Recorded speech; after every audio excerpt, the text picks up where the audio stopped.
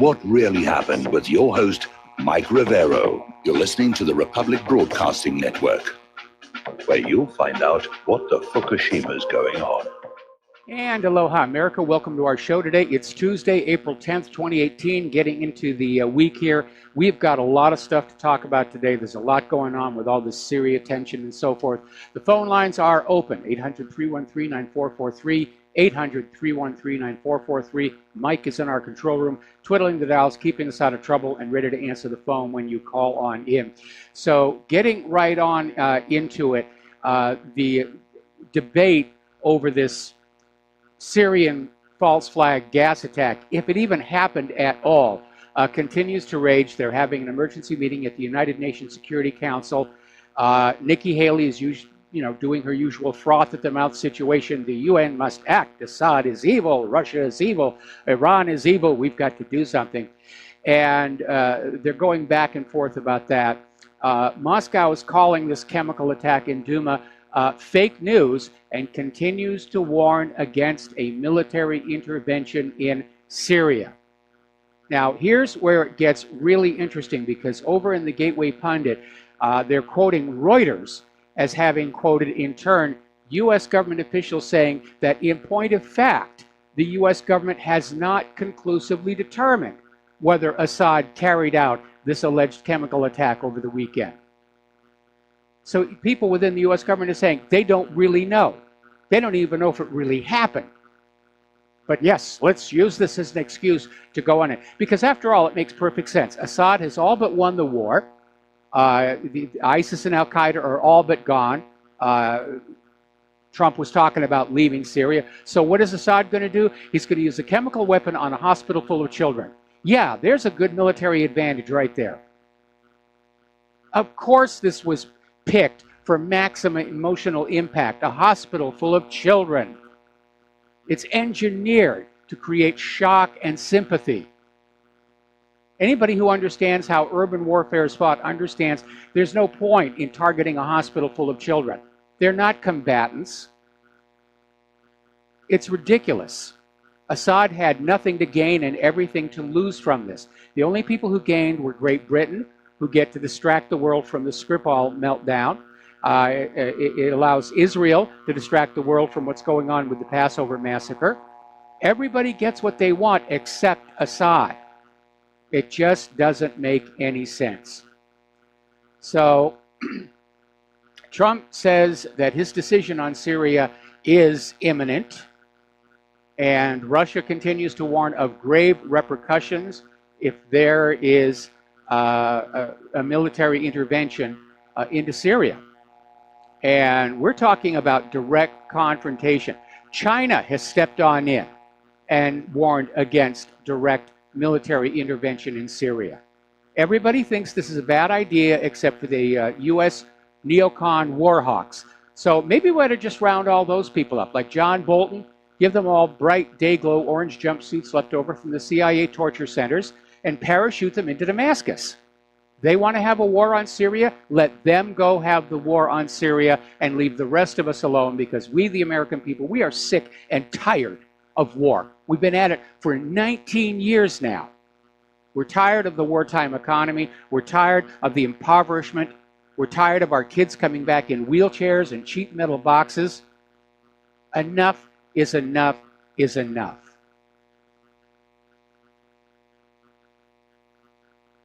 Now, the U.S. has deployed the Harry S. Truman Carrier Strike Group and an escort of 7 warships with cruise missiles to the Mediterranean. They departed Norfolk, Virginia.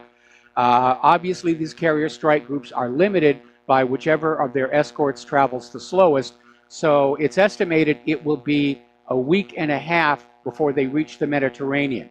This may actually be a normal deployment, or it may be going on in there to basically support a major military escalation. And if they're sending a carrier strike group in there, then they're not talking about cruise missiles onto an airfield someplace. They're talking about an attack on Damascus itself. Now, there are already 2 Aegis ships, guided missile destroyers, guided missile cruisers, in the area off the coast of Syria. One of them is the Donald Cook, which was the same ship that was paralyzed by Russian ECM up in the Black Sea. but apparently they're all loaded up with Tomahawk cruise missiles and ready to go on a moment's notice. Meanwhile, observers in Syria have spotted a U.S. spy plane, a P-8A Poseidon, that is basically carrying out multi-hour reconnaissance flights near the coast of Syria, where the Russian airbase Khmeimim and the logistics base at the port of Tartus are located. And I think we should be concerned that the U.S. is spying on the Russian assets. This may be the beginning of a real war between Russia and the United States. All right, let's take some phone calls. Dustin in New Jersey, aloha. Welcome to the show. What's on your mind? Yeah, hi, Mike. Mike, it is the beginning of the war because did you hear any reports about Russia asking Iran to use their third tactical fighter wing base to refuel bombers, Mike? Well, I know they're already using some of the Iranian airfields as forward basing and refuel. Is this a new one or just a continuation of the old one? I think it's a new one, but Mike, I also heard Cyprus is bringing there's British troops headed to Cyprus or in Cyprus already, and also heard the Su-34 was spotted from a French ship carrying KH-35 anti-ship missiles, Mike. Like, oh, yeah, oh boy is right, Mike. I want everybody to look around them and look outside and enjoy everything because, there's something going on here, Mike. Well, at this point, neither side is going to back down. Trump has bet this new incursion into Syria on what everybody knows is a flat-out lie. Russia has promised a serious response to any military incursion into Syria. They're not going to back down. And Putin, rather than going with a measured response, may decide that it's time to blacken the U.S. government's eye. He may go on out and sink the Truman. Or he may sink some of those other ships, because those caliber missiles, there is nothing in the current U.S. arsenal that can defend our ships against those. And also, the KH-35 anti-ship missile, that's like one of the best missiles they got. Mike, if one of those ships fires like did you also hear the S-400 has been activated around Damascus now? You got 4 batteries, that's 16 missile pods. Oh, yeah, absolutely. Everything's been turned on. The Russian Navy's on high alert. The entire Russian military, coast to coast, is now on high alert. They're expecting that the U.S. is going to try something major. And, Mike, remember this. There was no investigation. What are they going to wait till after there's mushroom clouds popping around to do their investigation? What a crock of crap this is going on. It's obviously fake. It's BS. Of course it's fake. And that's why they're rushing to get this thing. They're trying to get the war going. They're trying to get the war going before cooler heads prevail and say, look, there is no evidence here. It's just an accusation without any foundation whatsoever. And what the U.S. government learned the last couple of times they tried this is the longer they wait between this false flag attack and the military response, the more and more condemnation is piled on them. So it's basically, j'accuse, Assad did it, let's go on in. And it's a rush job. They're going to cowboy this situation. And NATO's not helping, Mike, because Jens Stoltenberg came out and says in the 24 hours there's going to be a sharp response. But there's no investigation. No, there isn't an investigation. In fact, everybody who's there at that hospital, they're saying nobody's even heard of a chemical weapons attack. There's no sign that it happened. It's an absolutely staged a video from the white helmets is the only basis to claim a chemical attack happened at all. Russia's chemical weapons experts have been all over the area. They can't find anything. The OPCW is on its way in at the invite of Damascus, and what they're fighting about at the UN is how they're going to deal with the data. And they're going back and forth where the United States wants to send investigators to Duma and let the investigators assign the blame. And Russia is saying, well, let's send the investigators, but let them bring back their reports to the Security Council and let the Security Council decide who's to blame. And Russia just vetoed the U.S. version. Camel, Mike. Russia just vetoed the U.S. version, and the U.S. is going to veto Russia's version because the U.S. needs to somehow control the investigation so they can complete the frame-up. I hope they're not going in on Camel, Mike, because they ain't going to make it in time. And, Mike, do you realize if one of those ships fires any Tomahawk, those ships need to be sunk because, there's a lot of Tomahawks on those ships. Yes. They'll overwhelm the defenses. So those ships got to be kaplunked, Mike. I mean, I love my country, but we're on the wrong side of history here. Come on, folks. Wake the heck up, man. I mean, yeah, I don't know, man, what's going to happen by tonight. Something's going to happen tonight, I think. I agree. I agree. Trump and the Warhawks, they can't slow down because more and more voices are speaking out and saying, no, this is wrong. There is no proof this attack even happened, let alone that it was Assad. Make America great again. Wall. You can kiss all that goodbye. You can kiss everything goodbye. If this, All right, Mike, have a good show. I agree. And boy, there's a lot of military aviation over the island of Oahu right now. And I'm sure it's all training exercises, but they're definitely burning up a lot of kerosene right now. We're going to do a shout out now to our honor affiliates who are just now rejoining our network. We're going to go back to the phones to Tom in Iowa. Aloha, Tom. Welcome to the show. What's on your mind? Howdy. Oh, a little bit, Mike. It looked like to me they were showing cause why we should go into Syria by those gas attacks, and that looked like to me these waterboarding those kids. It was so phony. Yes. And it had to come right when Trump said Trump was going to leave, and get out. Well, the Warhawks took over. How convenient. But the thing is, I used to forgive Trump a little bit for not being a politician. He was more of a businessman. But, if you lay down with dogs, you get fleas, your birds of a feather flock together. John Bolton, you bring out somebody like that just wants to do nothing but war. All he is leftover, an extension of the Reagan administration. That's what the Trump administration is. Reagan, behind the scenes, gave Israel everything it wanted, Israeli Jews. And that's what Trump's doing. He's completed most of what he wanted to do. People say, oh, he can't get nothing done. No, he wanted to make the rich richer, and by golly, he's done it. And he wanted to give Israel's lifelong dreams and its very inception as a country now. And so he's running pretty good here. I just don't understand how much longer this is going to go on with the American people. We should be out of our houses protesting. We live here and see these people starving and being bombed to death over there. And it just gets a little tiring, Mike. Yeah, and it's time for it's time for a new global anti-war movement. Yeah, but you're one of the better talk show hosts. Joyce Riley, she was supreme, just really good, and you're right up there with her, and I wish she was still around, and I don't want to lose you, so I hope people take your donating to you, because I wouldn't donate to anybody else. I used to give to her show, but I will be giving to your show, and it's well worth it, let me tell you. You're right on the ball. I'm going to let other people get on, Mike, and I'll call you back. I'll be sending you something. All right. Well, thank you very much for the kind words, and thank you for the donation. Everything is appreciated. We really do need your help if we're going to stay in this fight against war, which is really what it's becoming. This is a war against war. All right. Now, article coming out. By the way, before I go into this next article, a thought occurred to me. Remember that fire at the Trump Tower?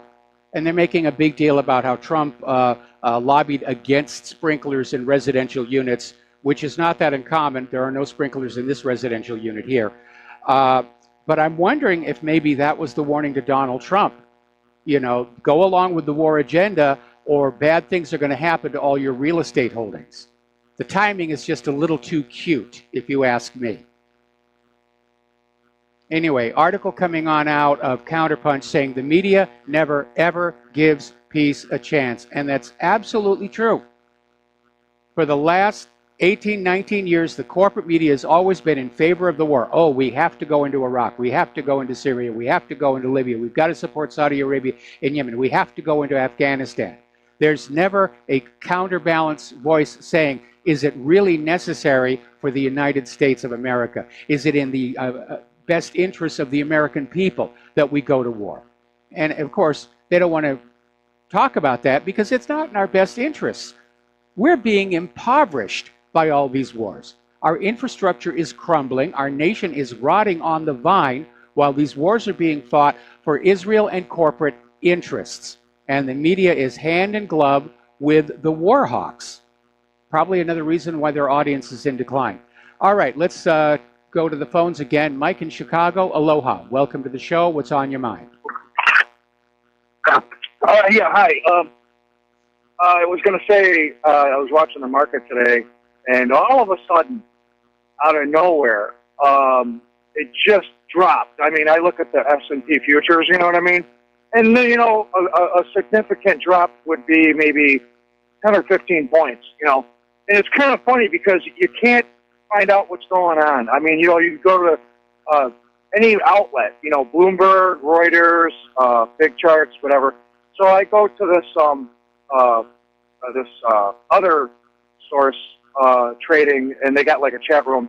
And then I think maybe 5 minutes after that, and it started to rebound already, you know, some of the people in the chat room found out it was that Russia's not going to agree about, you know, what's going on in Syria. Now, I don't know if that has to do with the gas attack that happened this weekend or something else, but, I mean, it's just, you know, the market's up today. There's no doubt about it. Oh, yeah, they're having a really good day at the market. Right. You know, but the thing is, VIX is 20. Go ahead. I was going to say 20. And when that's... Go ahead. I was going to say, I see the dip you're talking about, and looking at the volatility index, there was a major sell by somebody at that point. But again, overall, the market is having a really, really good day. Mostly that appears to be because China looks like it's backing off on this trade war threat rhetoric. We'll be talking about that a little bit later in the show. Yeah. Okay. Well, again, I thought it was something that had to do with Russia and Syria. You know what? We have no business. You know, we're all. I don't know what is going to come out of this. You know, this global dominance for resources and power. I mean, look, you just hit it so hard on the head. And the American people, you know, they're the ones that are getting the short end of this with infrastructure and education. You know, we need. What are these jobs? You know, 300 part-time jobs took the place of 300 full-time jobs. What are you talking about here? Where are these jobs? You know, what benefits, what defined benefits do these jobs have? How much are these jobs providing a living wage? On and on and on and on. And people, I guess, are just too busy with football and the Bears game and who's, you know, we got baseball season's going to start. Well, we're going down the tubes, man. We got more debt right now. We're 100% GDP, man. I mean, what do you want to do? Go to 300, 400% GDP? You know, we're going to have now. They're bringing it to 2 years earlier. They said we're going to have $1 trillion deficits by 2023. Now they're talking 2020. Yes. I mean, you know, hello. Anyway, thank you for letting me talk.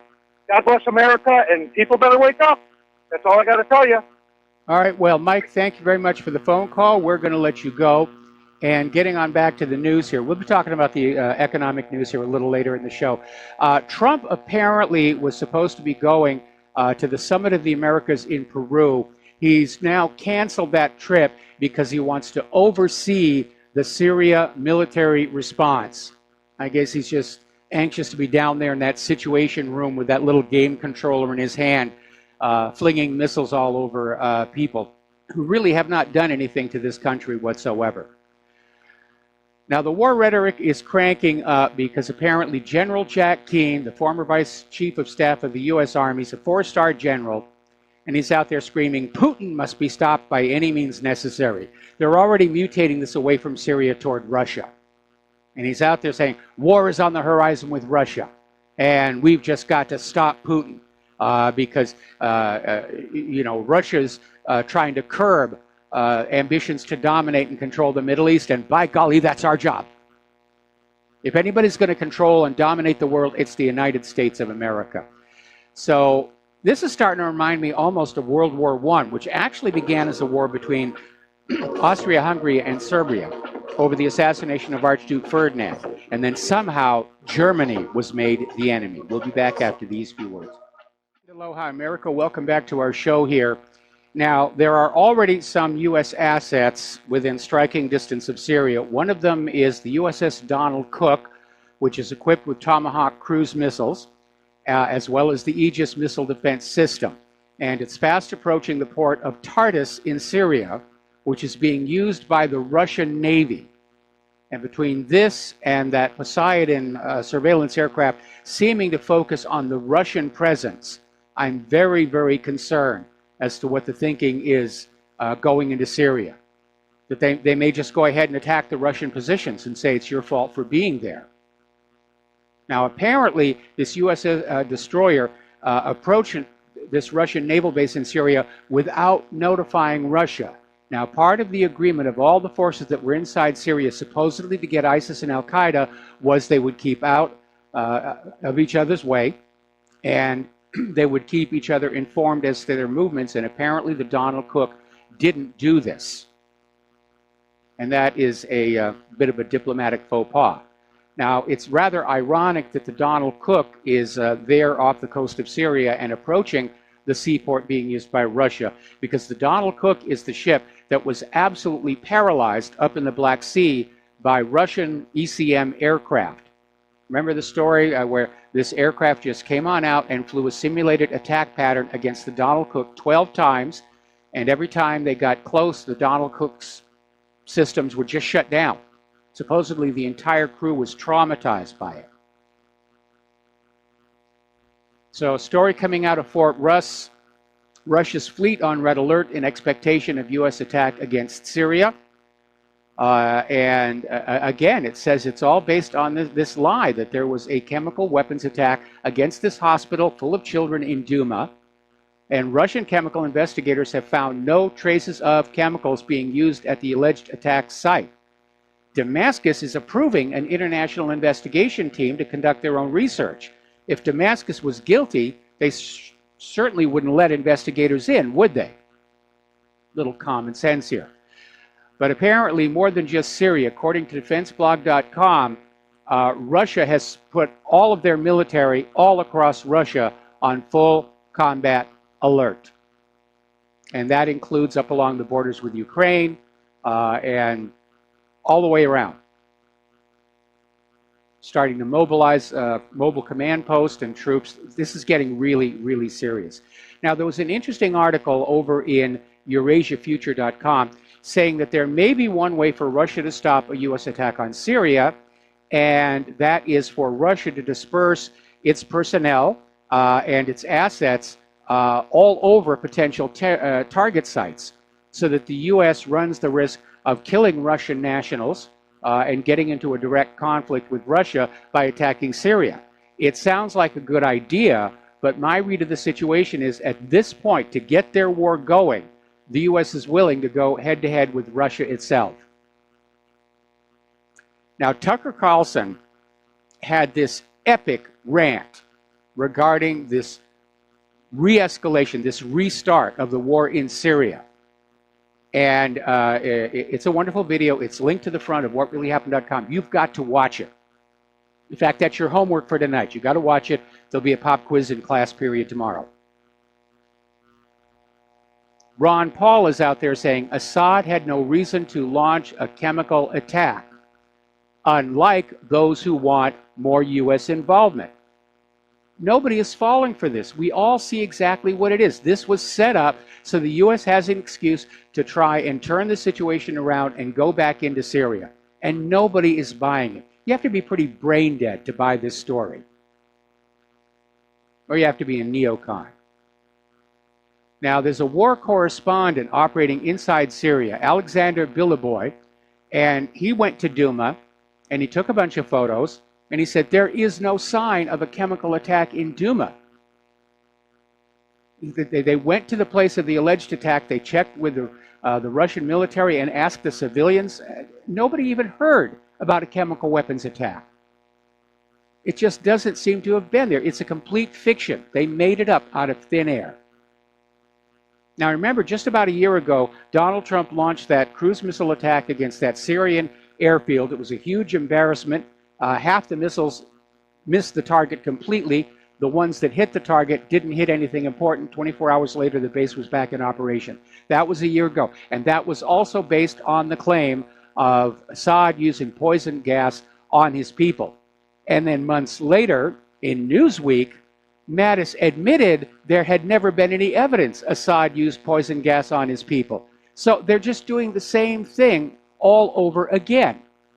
Lie about a gas attack, launch an attack. And they've admitted the last one was just a hoax. Yeah, we fooled you good. We got you there with that false flag. Aren't we something here? We're so clever and you are so dumb that you're going to fall for it again. But that's how these things get started. All wars are started with lies, fraud, and deception. And the U.S. is no different. There was no Spanish mine in Havana Harbor. There were no torpedoes in the Gulf of Tonkin. The Lusitania was smuggling weapons to Great Britain. Pearl Harbor was not a surprise. Saddam didn't have nuclear weapons, and Assad does not have sarin gas. We'll be right back after these commercials with a phone call. Aloha, America. Welcome back to our show here. We're going to go to the telephones now, and we're going to start with Joe from Eastern Tennessee. Aloha, Joe. Welcome to the show. What's on your mind today? Well, hi, Mike. This really looks like this might be it as far as World War III. I mean, I called my congressmen, my senators. I watched Tucker's little thing, and I'm hoping that Trump's playing like he did with North Korea, raising the pressure, exposing all the people inside. But Trump's war with the deep state has to go live now. I mean, they're raiding his lawyers. They're gonna if he doesn't surrender and he's for real, then he's gonna have to start having military tribunals, arrests, the whole works. I mean, they're getting ready to start World War III. Now, if he's with them, I curse him just like I curse the deep state. If he's not, then he has to go completely to the mattresses now and prevent thermonuclear war. Well, I think the fact that Trump used the phrase "animal Assad" indicates that he has gone wholly on board with the war agenda. He's been convinced that it's necessary to keep the United States from collapsing economically, or at least to give Wall Street somebody to blame when the economy does collapse.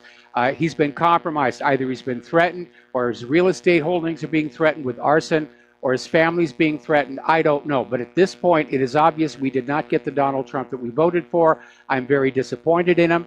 I still think it would have been worse had Hillary won the election. Probably most of us in the independent media would already be in the FEMA camps if Hillary had won. But yeah, the deep state is in control. We've just had a lesson here. The president is not really the boss. And the bureaucracy is, and the neocons are back in charge. And yeah, they're rushing forward into what is going to turn out to be a very ugly and costly war. And Russia has got the money because their economy's been doing really well ever since Putin took control of their central bank. Our economy, we're already hopelessly in debt. There's not really going to be a lot of people who want to loan us more money to go and buy what we need to fight a war with from all outside our shores, because our domestic ability to produce war material at the rate needed to support a major war with a military peer, it's not here. And a lot of arms trade is cross-border and everything, but if the United States, continues this path, a lot of countries that the U.S. buys war and war material from, they're going to say, no, we don't trust that you're ever going to be able to pay back your debts. Well, this is very depressing. And the other thing I wanted to thank you because I listened to Alex Jones today, and his first hour there, he's just talking about some stupid lawsuit. I mean, we have World War III about to start, and it's nice to listen to you because you've been focused on preventing these wars as long as I've listened to you, and you really, whatever happens, I just want, it's like when I call my congressman and senator, I said, I want this to be on record that I did what I could to try to stop this, and I want you to know that of all the people I know, you and maybe Phil Rustino down in Florida are two of the biggest warriors for peace that I know, and I just want you to know that you have my respect. Well, thank you. Well, thank you. Thank you very much. Well, I appreciate the words. And I forget who it was the other day was saying, this could be the last war in the history of humankind if it goes full bore. No, I know. I mean, I did a lot of work exposing 9/11 truth, and I went through a lot of hard things because of it. Yes. And I've been kind of living out in the woods here, just kind of, I'm not really giving up, but just tired, you know. And I see you've been going since Vince Foster, and I got to admire your determination and grit, you know, to keep My this stubbornness. up. People don't realize when you go and you try to expose truths, how difficult it is, and how psychologically tough, and how you get messed with and everything. And I appreciate it. I, for one, do, and that's from a veteran. Well, that's what got me kicked out of Hollywood, was the Vince Foster case. You know, I was definitely... Yeah, no, I've lost jobs over 9/11, you know, so... Yeah. The other side likes to play dirty. But maybe we'll get a reward later on in life, I hope. The only reward I want is a better world for our children to grow up in than the one that we've had to deal with. That's my reward. That's what I want. I want to just see the truth come out. I want exposure. If I can see exposure, I can die a happy man. I just want to see the truth come out, all of it. Yeah. But anyway, Mike, thanks again, and let's pray for peace in this stupid war. I'm hoping for, just on the slim chance that Trump is for real and he's just baiting them into some huge double cross. Otherwise, we are really in bad trouble. Yeah, I think we're in bad trouble. Trump has been compromised. He assembled a war cabinet, and he's obviously been convinced that absent a new world war, the United States is going to collapse. And so the neocons, of course, have been talking about a century of U.S. domination of the entire world. They're going for it. They're going to go for it. They're talking war with Russia and China. Anyway, Joe, thank you for the phone call. We're going to switch over to Scott in California. Aloha, Scott. Welcome to the show. What's on your mind? When you were talking minutes ago, Michael, when you were talking several minutes ago about the Donald Cook, I looked it up on Wikipedia real quick, and at first glance I missed it. I read through the Wikipedia article, and there is a blurb in there about that overflight by the Russian aircraft, and Wikipedia says that was a false report. I went over to Veterans Today, and they're saying, no, that was real. That actually happened. They did shut that vessel down. Anyway, I haven't heard drums beating like this, war drums beating like this for quite a while, but it looks a little tense. Anyway, let you get back to your show. All right, well, thanks an awful lot. You need to remember that Wikipedia, they let anybody edit anything, and there have been a lot of people who try and bend Wikipedia to their propaganda purposes. Certainly, you see a lot of that with Israel supporters. You see that with the military people. You saw that with the human caused global warming cultists who went on in and edited the articles on the Roman and medieval warming periods to make it look like it was no big deal. So Wikipedia, as useful as it can be for non-controversial subjects, when you get into areas of controversy, it's wide open, and anybody can do those things. The Russians actually issued a commemorative coin about the Donald Cook. You have to admire their sense of humor. But they actually issued a commemorative coin about that incident with the Donald Cook. All right, let's take another phone call. Curtis in Nevada, aloha. Welcome to the show. What's on your mind? Yeah, hi, Mike. I think, there's going to be a war, but not yet. I think most of the parties are not really wanting it right now. I think that Russia is, they're expecting a big weapons upgrade around 2022, and they don't want to be caught in a war where it might go full on. If it does, they're worried about getting backdoored by China. The deep state finances, they want to continue to take out all the resources, and they will collapse us, but they want to do it their way. Then there will be a war. And as far as Trump, anything anybody says, unless it's him, I don't listen to them. They're all deep state operatives. And if Trump is for real, he's going to collapse the system too, but he has to eliminate the central banking system. And he said it was going to hurt. So, yeah, but if he's for real, okay, but the one party that really needs a war right now, and that's Netanyahu. And, not just for him, but the Golan Heights, Syria is going to want to take them back. Yes. So, that would be the real reason if there is a war now. It's for Israel. Well, I think the concern for people right now is not just that there's going to be a continuation of the war in Syria, it's the potential for it to spread to other countries. to Iran, for example. Israel's been talking about wanting to attack Iran because they were in Syria and they're our mortal enemies and we will not allow them. That was Israel's justification for attacking that airbase with missiles. Was there were Iranians there? Ooh, we can't have Iranians this close to our Holy Land. And so Israel wants to go after Iran, and we could very easily find ourselves in direct military conflict with Russia, and who knows where it's going to go from there. Russia can't back down. Russia doesn't want to let the U.S. have enough time to catch up to Russia's new super weapons.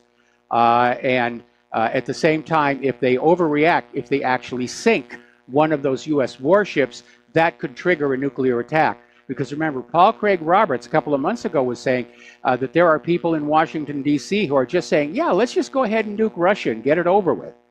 Kind of a very cavalier attitude. You know, yeah, sure, let's just kill a few 100 million people. No big deal. Yeah, those are deep state people just because they're Washington officials or whatever. Still, if it's not from Trump, you know, it's not necessarily that's the way Trump's going to go. If Trump is for real, he may just double cross Israel and say, no, I'm not going to back you up. No, he's not going to double. He's not going to do that. He's not going to do that because look, he made that statement. He made the statement that he was going to start pulling out of Syria, and all of a sudden his generals got on his case, his cabinet got on his case. Netanyahu called him up on the phone and just read him the riot act, and the next thing you know, Trump has done a 180. Trump is not in control, and he's not for real. He's basically, he's not in control of the government. He's not in control of our foreign policy. Israel and the war hawks are. Yeah, Trump didn't get a chance to do anything after he made that last announcement because that attack, so-called attack, happened the next day. It was a quick no, response. it didn't happen the next day. Trump had already reversed himself under pressure from Netanyahu and the cabinet before that gas attack happened. The gas attack was staged, and it may not have even happened, to basically allow the U.S. military to say, we're going on back in, we refuse to lose in Syria because then we'll lose our war momentum, and they're either going to go up head-to-head against the Russians or they're going to go for a decapitation strike against Damascus itself and try and kill Assad. That's what they're going to do. Right. That's the U.S. military did that. Whether Trump ordered it or not, we don't know that because, like you said, he's not in control. What he does from here on is going to prove whether or not he's for real or he's just, you know, playing his part. He's not for real. His about face on pulling out of Syria shows us he's not for real. So anyway, thank you for the phone call. We're going to let you go. Thank you. We're going to let you go here. No, at this point, we have to face up to the reality.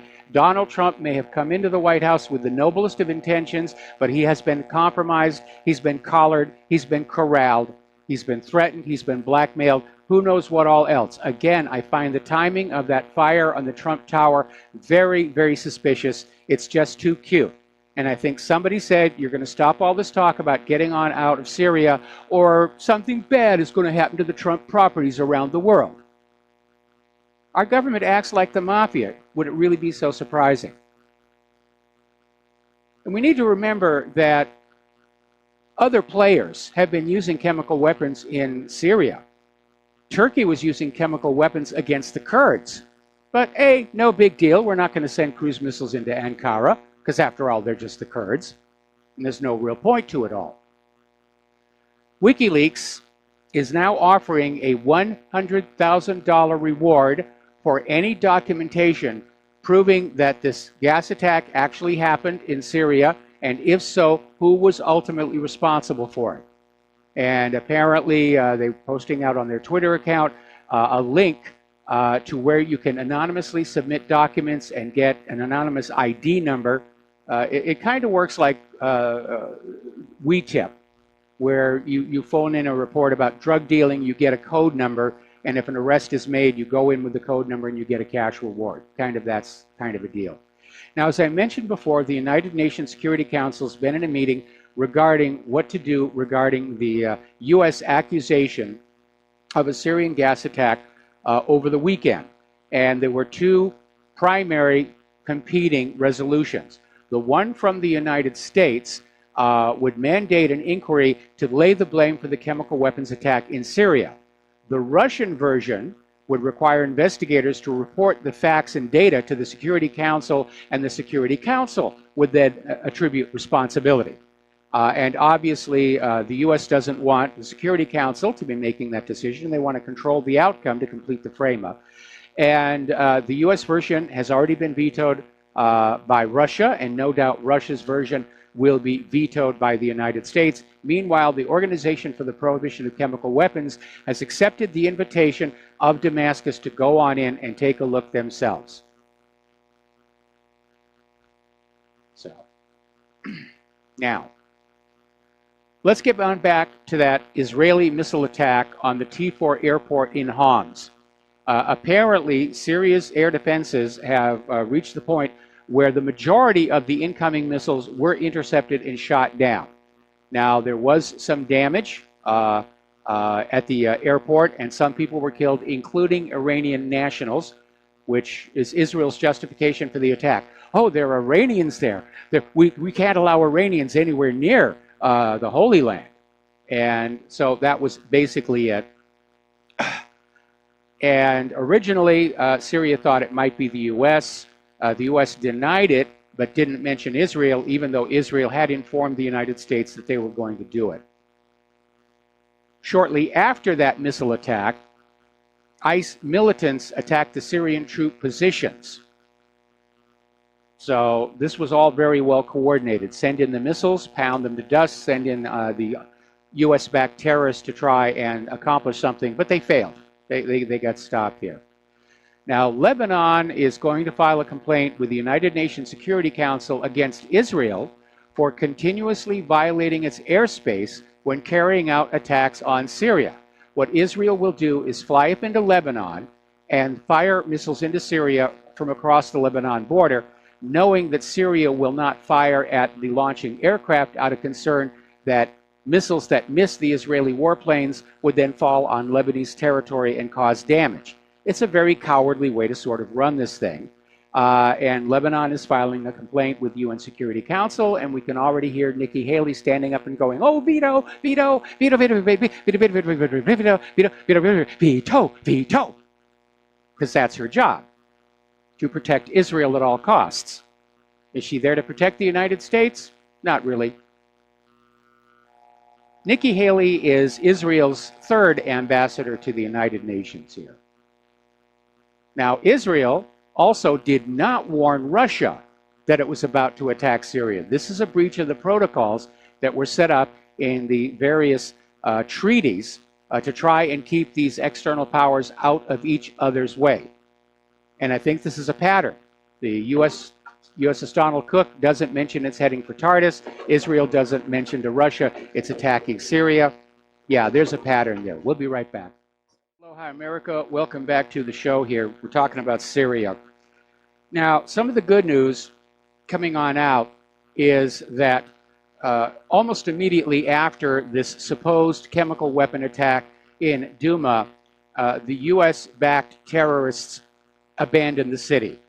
And they have been running so fast, they're leaving behind a lot of incriminating materials, including apparently U.S. and Israeli and Saudi-supplied chemical weapons precursors and a lot of other weapons.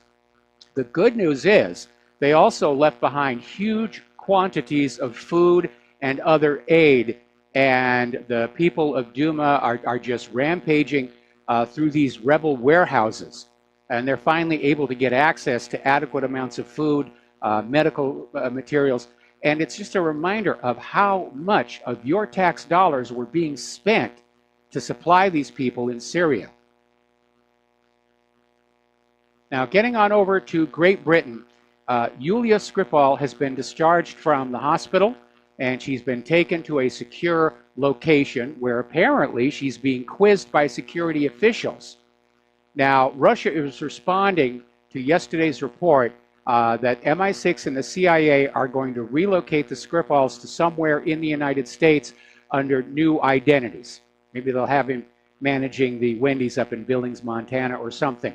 But Russia is basically saying that since technically these are still Russian nationals, that would amount to an abduction. And obviously, Russia would very much like to talk to the Skripals to find out if, in point of fact, it was a case of food poisoning rather than an assassination attempt with Novichok. But obviously, Great Britain is trying to keep them under wraps. They refused to let Victoria Skripal get a visa to come and talk to the Skripals directly.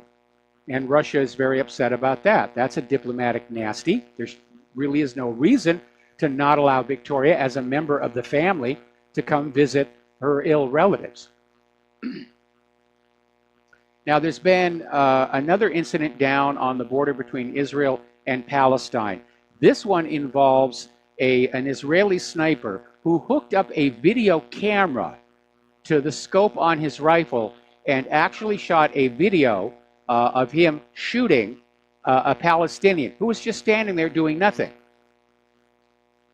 And he shot him, and you can hear on the video, they're all cheering and laughing, and that's great, and it's got to go viral, and huzzah, huzzah, huzzah. It doesn't sound like people who are afraid that there's going to be rioting or any kind of a threat to themselves. And along with the Passover massacre as a whole, this has basically drawn the criticism of the rest of the world. Now, Israel's defense minister is out there saying, oh, this guy who shot the video, he deserves a medal. He deserves a medal because, this Palestinian was getting ready to organize a riot, which you can see in the video. No, he's just standing there, and there's only a few people around him. You don't get a riot with a handful of people. But it's just Israel being Israel. Just lie, keep lying, and if somebody says, I think you're lying, oh, you're an anti-Semite, you're a Jew hater, you want Hitler to come back. We'll be right back after station identification. Aloha, America. Welcome back to our show, hour number 2. The phone lines are open, 800-313-9443. Now, getting on back down to Israel, as you know, this Palestinian teenage girl, Ahed Tamimi, is still in custody for slapping an IDF soldier who had just shot a member of her family. Seems a reasonable reaction to me, but Israel's attitude is, oh, no, we're allowed to shoot your family, and don't you dare raise your hand to us. Well, apparently, video is starting to be leaked on out of the interrogation of Ahed Tamimi by the Israelis.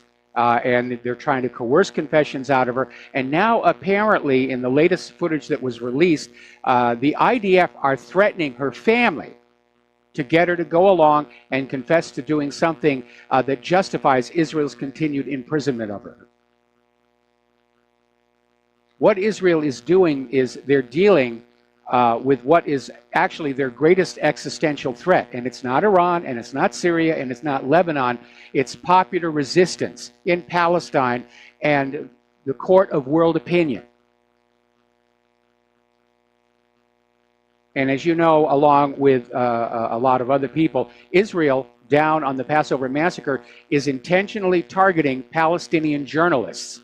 Now, Israel tried to justify this by saying, well, these could have been Hamas terrorists disguised as journalists to fool us. Well, again, these journalists were in the crowd. They weren't approaching the fence, and they were 100 yards away from the snipers. Human rights organizations are saying this was a deliberate attack by Israel on members of the press. Now, apparently, 2 young Palestinian men, remember the other day it came on out that Israel was deliberately shooting at the knees and elbows of the Palestinians in order to deliberately cripple them. Well, apparently, according to Adalah, the Legal Center for Arab Minority Rights in Israel, and the Al-Mazan Center for Human Rights, there are 2 young Palestinian men who've been shot in the legs. They're in serious condition. Israel is not allowing them to travel to the hospital in Ramallah for urgent medical care. And these 2 young men, Yusuf Kamez, aged 20, and Mohammed Al-Ajuri, aged 17, will basically, if they don't get the medical care, they're going to lose their legs. They'll have to be amputated.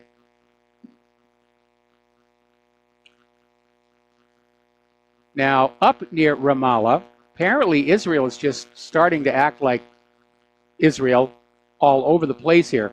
Apparently near Ramallah, Israeli soldiers fired several tear gas bombs at a school for girls in the Al-Mughayr village northeast of the central West Bank city of Ramallah, causing many school children to suffer the effects of tear gas inhalation. Marzouk Abu Naim, a member of the Al-Mughayr local council, said dozens of soldiers were stationed near the local high school for girls and fired dozens of tear gas bombs and concussion grenades at the students and their school.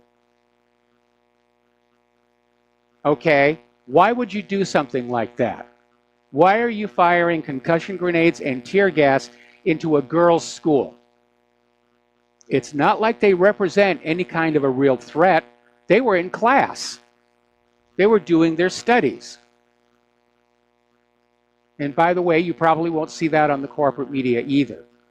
Apparently over in Jericho, the Israelis have been caught using a Palestinian man as a human shield. This is something the Israelis like to do.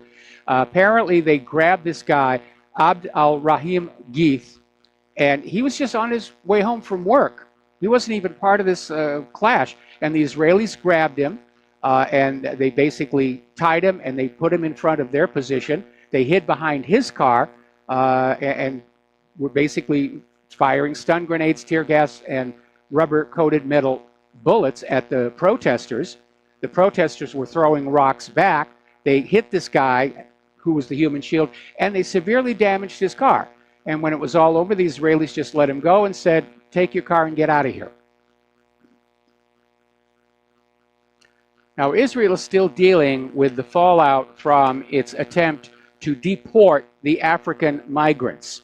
And it's gone back and forth and back and forth. Now, a lot of these migrants are Ethiopian Jews who, under Israeli law, because they are Jewish, have a right to emigrate to Israel and become citizens. But they've always been discriminated against by the Israelis, by the Ashkenazi, who are descended from the Khazars.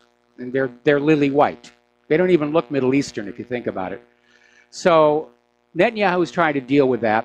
And it's kind of ironic because Israel is at the forefront of saying that all countries ought to have open borders and just let anybody in, except, of course, for Israel. And so Netanyahu's trying to find out a way to get these African migrants deported, not back to Africa, but to Europe. And a lot of people are wondering what's going on with there. But apparently, last month, when they were still going back and forth over this potential United Nations deal, Israel paid a still unnamed African country to take in the migrants. And we don't know which country that was, but I think we can all guess where Israel got the money with which to pay this bribe. We're going to do a shout out now to our on-air affiliates who are just now rejoining our network. Over in the South China Sea, China is starting to install radar jammers on the Spratly Islands because China is understanding, like Russia, they're dealing with an aggressive, assertive, militaristic United States, and it's only a matter of time before there's going to be a conflict. At this point, it seems unavoidable. The U.S. wants war. The U.S. will get a war no matter what they have to do to start it, including phony Syrian gas attacks, and who knows what they're going to do to try and get a conflict going with China. Now, again, to give you the backstory about this, these islands in the South China Sea, and note that it is called the South China Sea, these islands were all Chinese territories prior to World War II. They were invaded and captured by Japan. Then at the end of World War II, there was an international gathering called the Cairo Convention, which took place in Cairo, at which point all of these islands that had been taken from China by Japan were given back to China. And everybody signed the agreement saying, yes, this is Chinese territory. And that included the United States of America. But the United States of America doesn't like being constrained by treaties and things like that. So they're out there trying to goad a fight between, for example, Vietnam and China over the islands, or Japan and China over the islands. And they're very concerned because China has invested a huge amount of money building these islands up. They used to be just these little worthless atolls, but China has just been doing these amazing works of engineering, building them up. They've got airfields, they've got buildings, And what really makes this critical is it's been discovered, to nobody's surprise, there is oil and gas underneath these islands, and everybody covets that wealth. And that's why the tension is building up over there. All right, let's take a phone call. Don in Iowa, aloha. Welcome to the show. What's on your mind? Hello, Mike. Yes, this possible war here in Syria. What I don't understand, number one, two questions. I don't understand. One, what is the desired outcome? What do they actually, I mean, what after the dust clears, what do they hope will be the situation? What do they, I mean, and put it another way, would they be happy if Assad just came up and said, okay, just put me in a villa in Switzerland and I'll just turn the country over to whoever? Would that make them happy? Well, it would, but you need to remember that all of the various constituent portions of they have different agendas. Israel wants to keep the Golan Heights. Israel wants a pipeline built through Syria so they can sell the oil and gas they're taking from under the Golan Heights to Europe.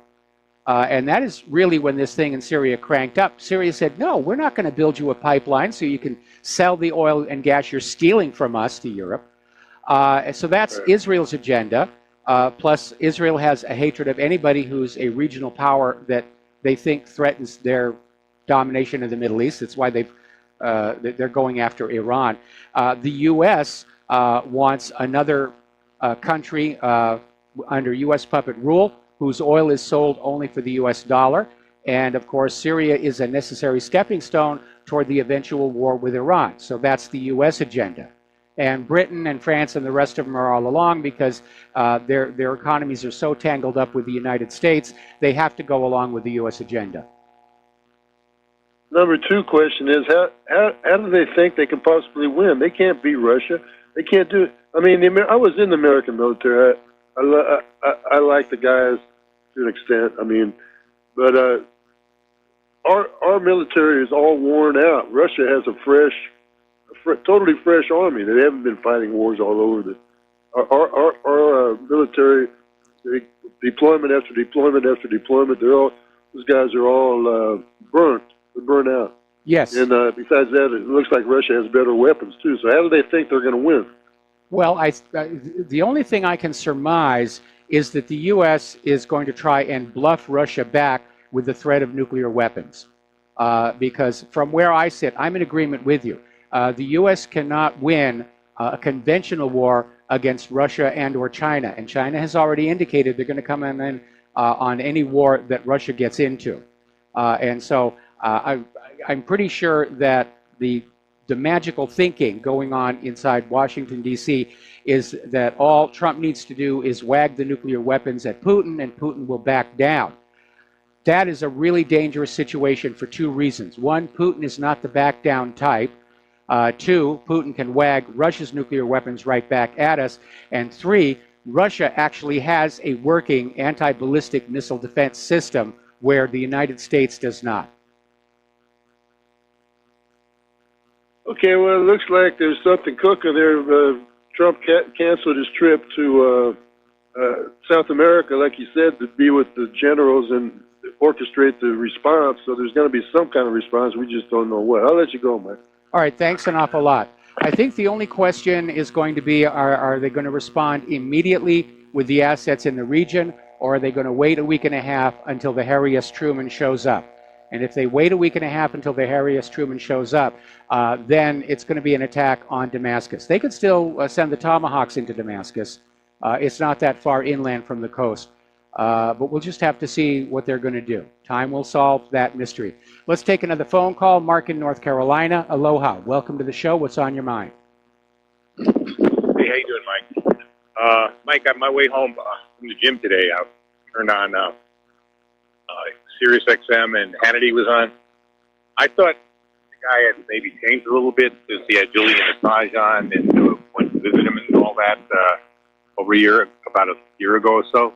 But no, he's just as dumb.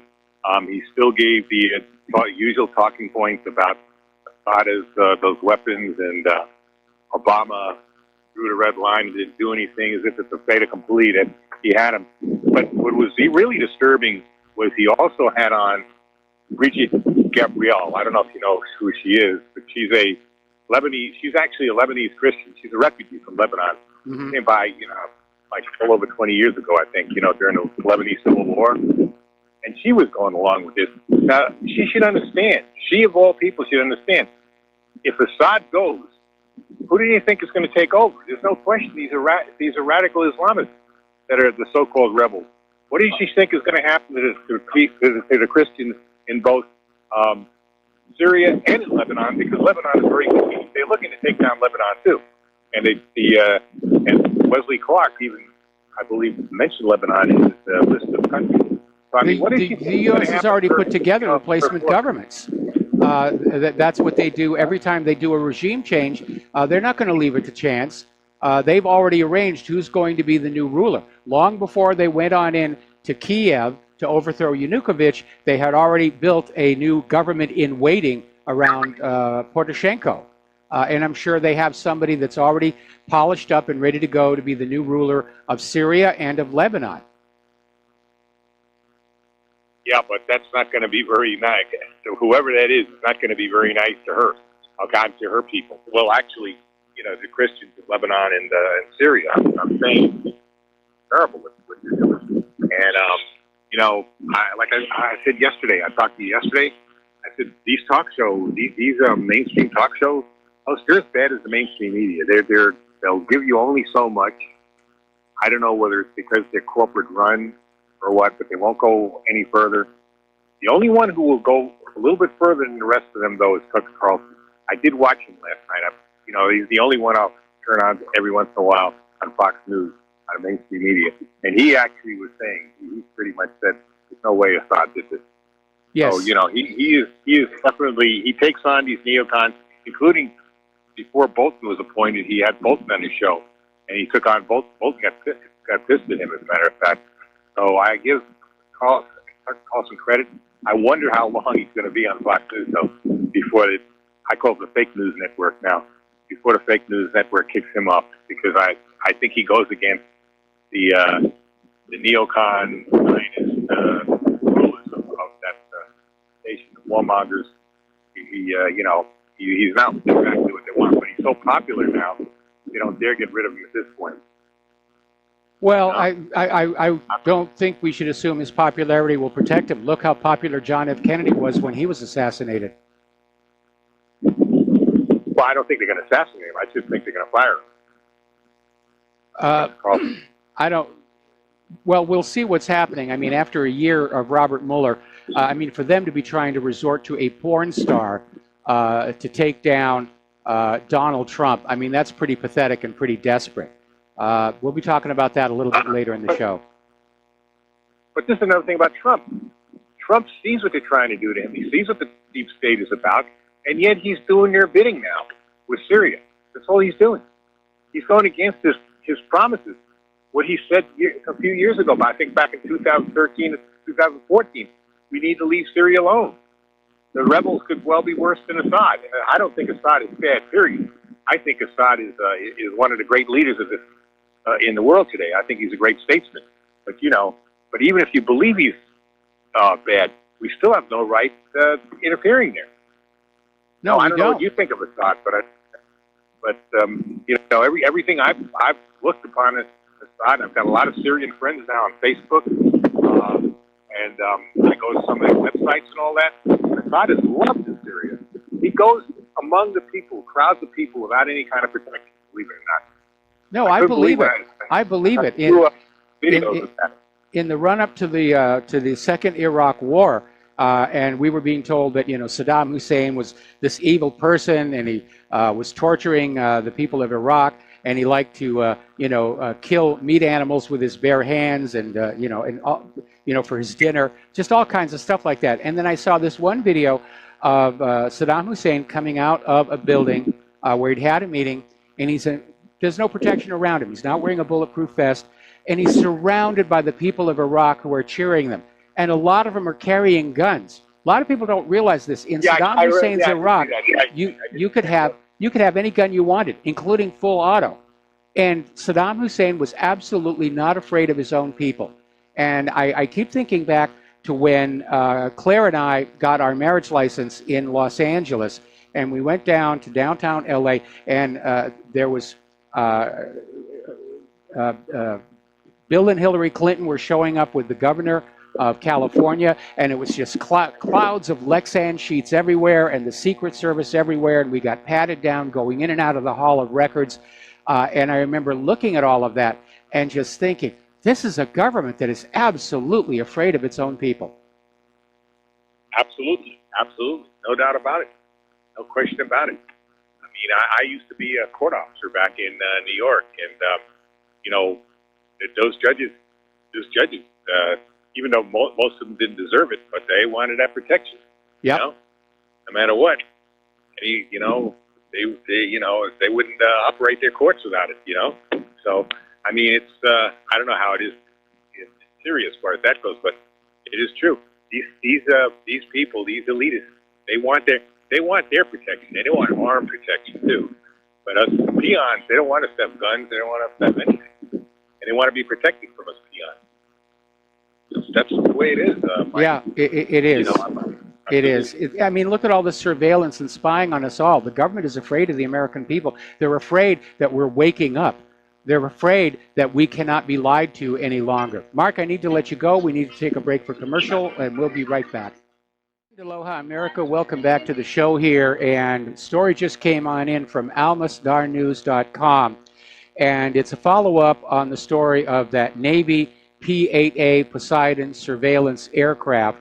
Apparently, well, as you know, because it's flying in civilian airspace and it's technically not at war, it has to keep its radar transponders on so that air traffic controllers can make sure it doesn't run into another aircraft, which would be just a big drag on everybody.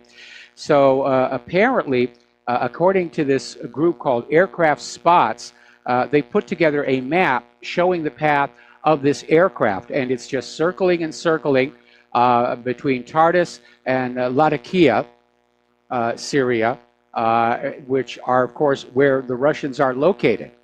And so it looks like whatever is being planned for Syria, they're running surveillance on the Russians to possibly see what they're going to do. I think it would be utterly insane for the U.S. to just outright attack the Russians.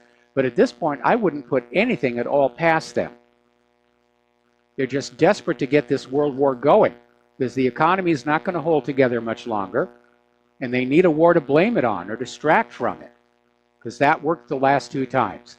Now, as you know, Donald Trump and North Korea's Kim Jong-un are getting ready to have a face-to-face meeting, and it's going to be either in May or early June.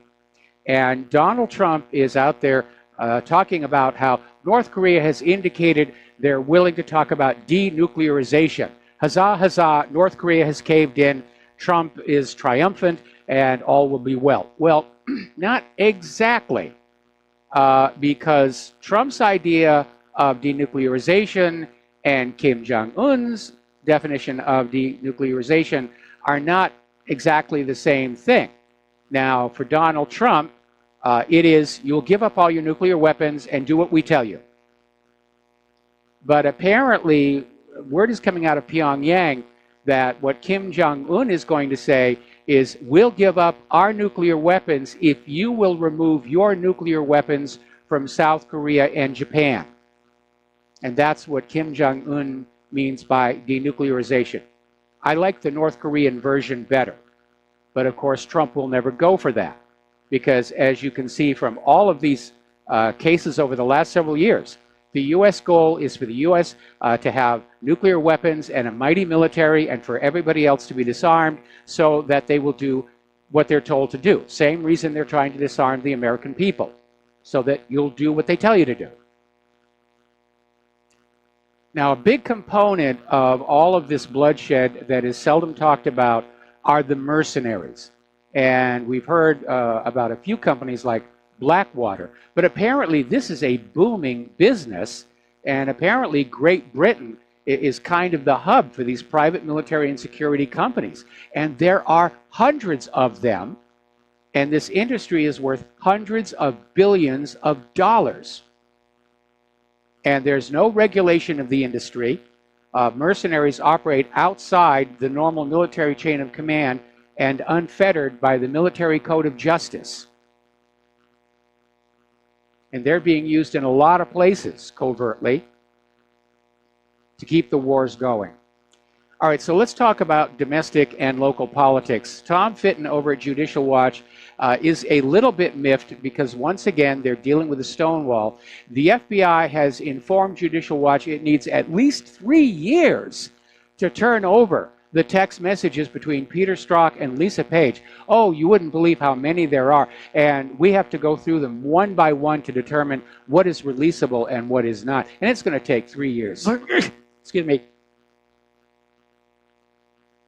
Don't know why I sneezed just then. A lot of dust in the air. I know it's Putin's fault. He gave me his head cold. Now, a lot of people are still talking over this raid of Trump's attorney, Michael Cohen's office. A lot of people are saying it was way over the top. And DeGenova was out there saying, this is an embarrassment to the Department of Justice. They went on in there to raid his office. They're looking for any dirt they can find related to the Stormy Daniels affair. And apparently Rod Rosenstein did give Mueller permission to request the raid of Trump's lawyer to look at Stormy Daniels. What has this got to do with the allegation of collusion between Donald Trump and the Russian government? Absolutely nothing. It's a fishing expedition. Meanwhile, let's look at all the people who did not get raided by the FBI. Eric Holder, Hillary Clinton, Loretta Lynch, John Podesta, Donna Brazile, Debbie Wasserman Schultz, Robbie Moot, David Brock, Susan Rice, Huma Abedin, Anthony Weiner, Harvey Weinstein, Bernd Strider. But they're going after the porn star. The FBI and the Department of Justice and Robert Mueller and Rod Rosenstein are living in the gutter in their desperation to just find something they can get Donald Trump with. All right, we're going to take another break for commercials. Back with more news and phone calls after these few words. Aloha, America. Welcome back to our show here. We're going to go back to the telephones. Bob in Michigan, aloha. Welcome to the show. What's on your mind? Good afternoon, Michael. I haven't been there to witness everything, but as far as history goes, nobody has ever taken as a foreign enemy Russia. Napoleon tried, Hitler tried, and for God's sakes, why do people keep picking on Russia? They just want to live their own lives over there. Well, the United States needs to have an enemy that they can scare the American people with to keep us under control. That was the whole point of the original Cold War back in the 1950s and 1960s. And the American people fell for it. We were all afraid of the Soviet Union. They were coming to get us. They were going to do all these horrible things to us. And so we sacrificed vast sums of our wealth produced by our labor, along with the lives of our children, in these various proxy wars around the world, which turned out to be less about the Soviet Union and more about access to raw materials. For example, well, opium coming out of Vietnam, one good example, oil resources in other countries. And that's really what it's all about. Now, today, of course, is very different. People aren't buying into that idea that we have to be afraid of Russia. I'm frankly far more afraid of the United States government than I am of Syria or Russia or Iran or even, for that matter, North Korea. Our government has gone rogue. They have broken free of the control of the American people, and they're risking the incineration of the surface of planet Earth to just because they can't think of any other way to get out of this mess they've made of our country. Yeah, that's the thing, Michael. You know, Russia is a huge country.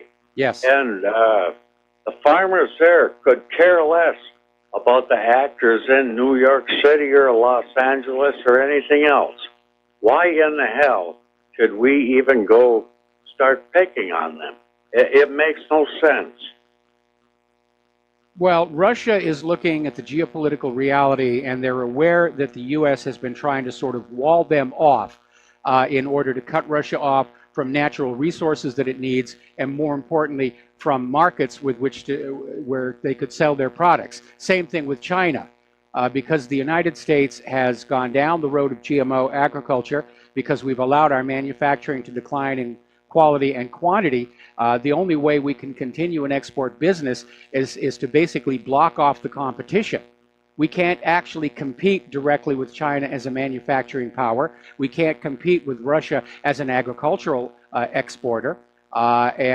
So the whole idea is, let's declare war, and then all of our allies will only buy their manufactured goods and agricultural produce from the United States of America. Yeah, exactly. What would the products that Russia needs from us specifically? Well, Russia has been trading, again, they're exporting agricultural produce. I think they've been importing things like machine tools from the United States. American cars are now very popular in Russia, so are European cars. The global trade was kind of a good thing that the globalists were putting forward, and now that everybody was made to be dependent on other parts of the planet and at the loss of their own domestic industry, it does create a problem when these borders start going up in times of war. Now, the good news about the oil embargo against Russia is it forced Russia to start the process of reestablishing its self-sufficiency in manufacturing, agriculture, and energy production. And that, of course, is something the New World Order absolutely did not want to see happen. Russia was self-sufficient long before the United States was even a country. Oh, absolutely. Well, back then, all nations were 90% self-sufficient, and there was very little trade going on between them.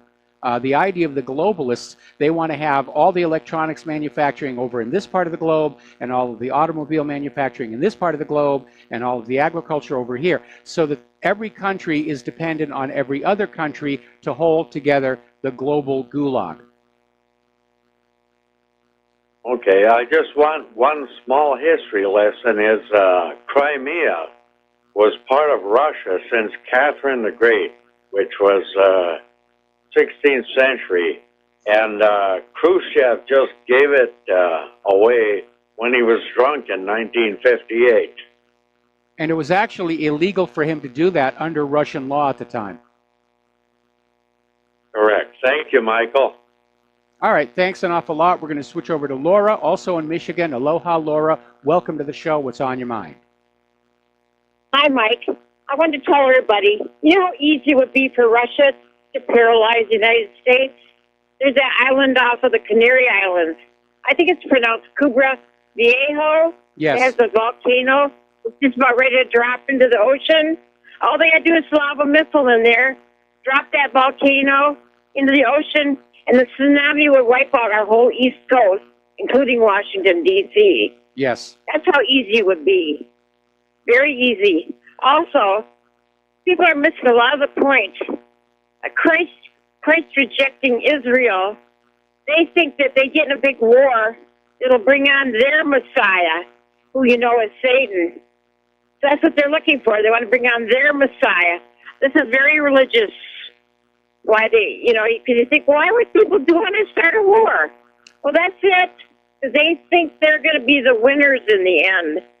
Yes. And they're not. And they're playing the Christian Zionists for suckers, because the Christian Zionists and the Dominionists are all out there saying if they help start World War III and burn up the entire planet, Jesus is going to come down and invite them all up to the big house when it's all over. Exactly. Yeah, it's rather ridiculous. I definitely agree with you. I saw John Hagee getting interviewed. He started Christians United for Israel 12 years ago. He has 4 million members. So there's at least 4 million Christian Zionists. Those are our enemy just as much as anybody else. Well, they're actually in decline now. A lot of the Christian Zionists have begun to realize how they were being used and exploited, and so they've started drifting away. The numbers are lower now than they were not too long ago. A little bit of good news there. I hope you're right. Yeah. Okay. Yeah, that's right. Thank you. All right. Thanks an awful lot. We're going to let you go. getting on back to the news here. Now, finishing up on this whole Stormy Daniels affair, Matt Drudge is out there saying that Mueller is going after Stormy Daniels. He's going to use her to impeach Donald Trump the way Monica Lewinsky was used to impeach Bill Clinton. Well, there is a difference, okay? Bill Clinton was in office at the White House at the time that he and Monica did what they did. Whatever happened between Donald Trump and Stormy Daniels happened when he was a private citizen. And he's not been asked to testify about it under oath. And that was what Bill Clinton was actually impeached for, was not the sex with Monica Lewinsky, but lying under oath about it to Congress. So, but again, going after Stormy Daniels, it just shows how desperate the anti-Trumpers are. It's been over a year, millions of dollars, they can't find anything. And they're just fishing all over. Now, Robert Mueller is investigating a $150,000 donation made by a Ukrainian businessman to President Donald Trump's charity in 2015. They're going back about 3 years. Now, again, it would be illegal for this Ukrainian businessman to make a donation to President Donald Trump's campaign, but the charities are wide open. That's what Hillary Clinton did with the Clinton Foundation. And this same Ukrainian businessman donated $13 million to the Clinton Foundation. But of course, Robert Mueller's not interested in that. You know, I'm sure that Hillary and this Ukrainian, you know, just got along really good. There's nothing nefarious there, but by golly, we got to go after Donald Trump. The hypocrisy and double standard is stunning. And I can't imagine that Americans are being fooled by this anymore. Anyways, you know, Loretta Lynch had her moment in the spotlight over the weekend, came on out and admitted she was the one who told James Comey to start calling the Hillary Clinton email scandal a matter rather than an investigation or criminal inquiry or even scandal. It's just a matter. It's the email matter thingamabob thing. But apparently, based on some of what she said, she may have actually opened herself up to further legal inquiry. And there's a story out of the Gateway Pundit where this ex-Secret Service agent is out there saying Loretta Lynch could face serious legal problems over the Clinton email probe and how it was conducted and why Hillary was let go. Well, as you all know, I have my pet theory. Why everybody in Washington, D.C. is protecting Hillary Clinton, even the people who can't stand her guts. And it goes back to 1996 and a scandal called Chinagate, which is where Bill Clinton was running for re-election, and he used his authority as president to authorize the sale of highly sensitive technology to China, technology with military applications, and he did it over the strenuous objection of the intelligence agencies and the Defense Department. And while Bill Clinton was doing this, Chinese money was flowing into his re-election campaign.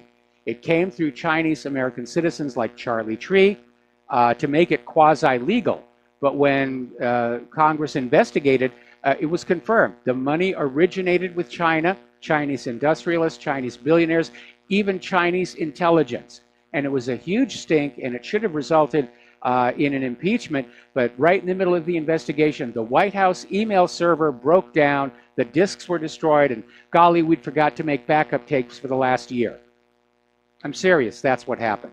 So based on that one, I think the story behind Hillary Clinton's email server is that she was selling U.S. secrets to foreign interests using her weak security email server to deliver the product and her charitable foundation to collect and launder the money. And remember, 40% of the money in the Clinton Foundation came from foreign sources. And when Guccifer was being interviewed about how he broke into Hillary Clinton's email server and how remarkably easy it was to do, he said there were at least 10 foreign IPs logged in at the same time going through the files. Now just imagine, if I'm correct, and Hillary Clinton was running an espionage operation out of the State Department, a serving Secretary of State, a scandal like that would shatter the U.S. federal government because they're already fragile. And we have to wonder what, if any, connection is there with the Aiea brothers. Because it's come on out now that while you have to go through a background check to buy a box of bullets, these Pakistanis were put in charge of the congressional computer system, and all security checks and background checks were waived by Debbie Wasserman Schultz and 44 Democrats. And it's been found out since that the Aiea were breaking into congressional computers and stealing information. Was it two separate parallel espionage operations, or one giant one that centered on Debbie Wasserman Schultz and her close association with Hillary Clinton? Now, over in California, there's a former aide to Tony Mendoza has filed lawsuit against him alleging retaliation for blowing the whistle about Mendoza's alleged sexual harassment of a young female staff member. Now, Mendoza resigned in February under threat that the Senate would expel him after an investigation concluded he made 6 female aides uncomfortable with a pattern of unwanted flirtations or sexually suggestive behavior. Now, he's denied any wrongdoing, and he's running in the June election to try and get his seat back. Okay, here is why you should be careful what you say on social media. And you have to ask, what is it with liberals and their threats of violence against Republicans? Isn't it amazing? The liberals are all out there saying that us law-abiding gun owners, we're the violent people. And yet the liberals were rioting when Hillary lost. The liberals are talking about we've got to go on out and just kill all the gun owners if necessary. We had this crazed Bernie Sanders supporter shot up a baseball field full of Republican congressmen. Donald Trump gets death threats on a regular basis, goes with the job. 2 weeks ago, Representative Scott Taylor was threatened by a crazy constituent. Now we have another instance of liberals' perverted idea of justice. Apparently, the U.S. Attorney's Office for the Western District of Virginia announced the arrest of a Roanoke man accused of threatening to murder Republican Congressman Bob Goodlatte. And he made the threat over social media. And they've charged this 38-year-old man, Christopher Michael McGowan, with 1 count of making a threatening communication through interstate commerce. Now, federal law criminalizes threatening communications made through the internet or a telephone. And threats are not covered by the First Amendment right to freedom of speech. So you need to keep that in mind. The First Amendment does not allow you to get up and say, I'm going to shoot you, or I'm going to tear the tags off your couch cushions, or whatever.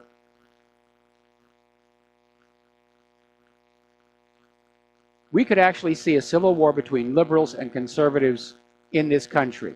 The liberals seem to be getting more and more violent, but they're living in a dream world because, for the most part, the conservatives have the guns. Or maybe that's why they want to ban all the guns. They want to level the playing field so they can kill all the conservatives and turn the United States into a liberal paradise like California or Chicago or Baltimore. Let's talk about the economic news here for a little bit. As you know, the United States has imposed a new raft of harsh sanctions on Russia. It resulted in a hit on Moscow's stock market. And the Kremlin basically lashed out at Washington, D.C. with an accusation that the U.S. is in violation of everything. Nothing the U.S. is doing is legal under international law. It's just another attempt to try and goad Russia and provoke Russia into doing something. Now, possibly as a response to this, Russia is now considering dropping the dollar and the euro for all oil trades with Iran and Turkey. And this is coming out from Russian Energy Minister Alexander Novak. And said the Kremlin is mulling making payments for all oil in the national currencies of the oil providers, circumventing the U.S. dollar. The world is moving away from the U.S. dollar. It's not seen as trustworthy or reliable. There's no commodity base to back it up. It's backed up by the future slave labor of you, the American people, and there aren't enough of you to make good on it all. We'll be right back. Aloha, America. Welcome back to the show. Now, a little bit of good news on this idea of a trade war with China. Xi Jinping appears to be backing down, and he basically gave a speech earlier today where he promised to cut China's auto import tariffs and ease the restrictions on foreign ownership in its auto industry. And I think that's probably the main reason why they had a really good day on the stock market. The Dow ended up 300 and something here. It ended up 428. So the money junkies are having orgasms and rolling around the floor in joy on that one. Meanwhile, over in France, the rail strikes are continuing. And what is causing them is that Macron is attempting to make France's railroad system more competitive by basically reneging on the promised pensions and benefits that go with being a railroad worker. And Macron is basically taking the position that he is going to destroy the animators union, I'm sorry, the railroad union. I was flashing back to when I was with an animation company in Hollywood. We had to deal with strikers, a strike at that point. But yes, Macron wants to prove he's tough on the railroad workers union. And right now, the 4 main rail unions are striking for 2 out of every 5 days over the next 3 months. So it's still possible to get passengers and cargo where it's going, but it's slowing. It's having an impact on the economy, bordering on simply crippling the French nation. So we're going to see how that's going to play on out. But there's a lot of anger. The people of France are getting very angry with Macron, not just about his anti-union stance and his attempt to reduce wages and salaries for French workers, but because he too is in favor of the open border policy, and France is feeling the results of it. France takes tremendous pride in Paris and their tourism industry. And because of the refugees flooding on in between the acts of terror and outright criminality and just the refugees defecating in the streets, it isn't the Paris that people remember from not all that long ago.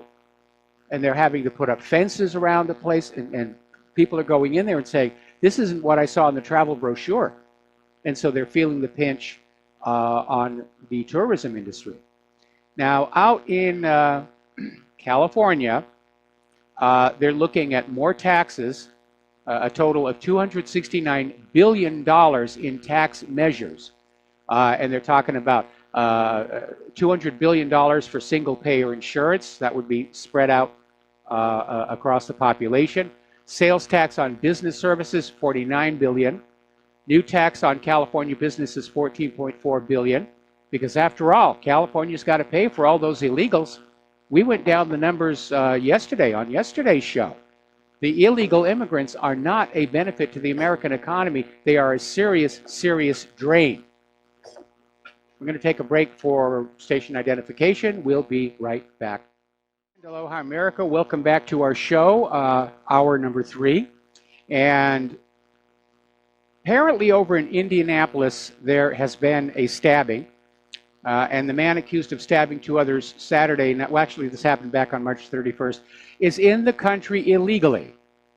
And apparently this suspect, Christian Ortez, he's 35 years old, he came into the country illegally from El Salvador in September of 2016 near Hidalgo, Texas. Border officers caught him and arrested him immediately, but he was released a month later. This was back when they had that whole catch and release program going on.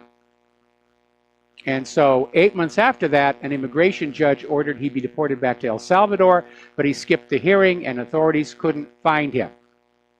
And here we are all this time later, and he's out there stabbing people.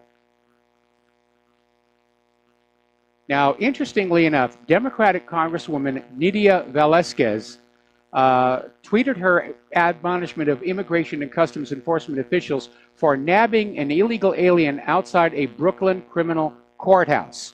The part she left out is this illegal alien had been arrested 15 times since 2005. Now, these liberals are so desperate for the illegal immigrants to vote Democratic in the midterms, they're perfectly willing to let these criminals just run rampant all over our country. The fact that law-abiding American citizens are being harmed, displaced, overtaxed to pay for all of this really doesn't seem to be a concern to them. It's just all about getting the illegals, getting them to vote, hanging on to power, taking Congress so they can impeach Donald Trump. And Trump is letting it happen.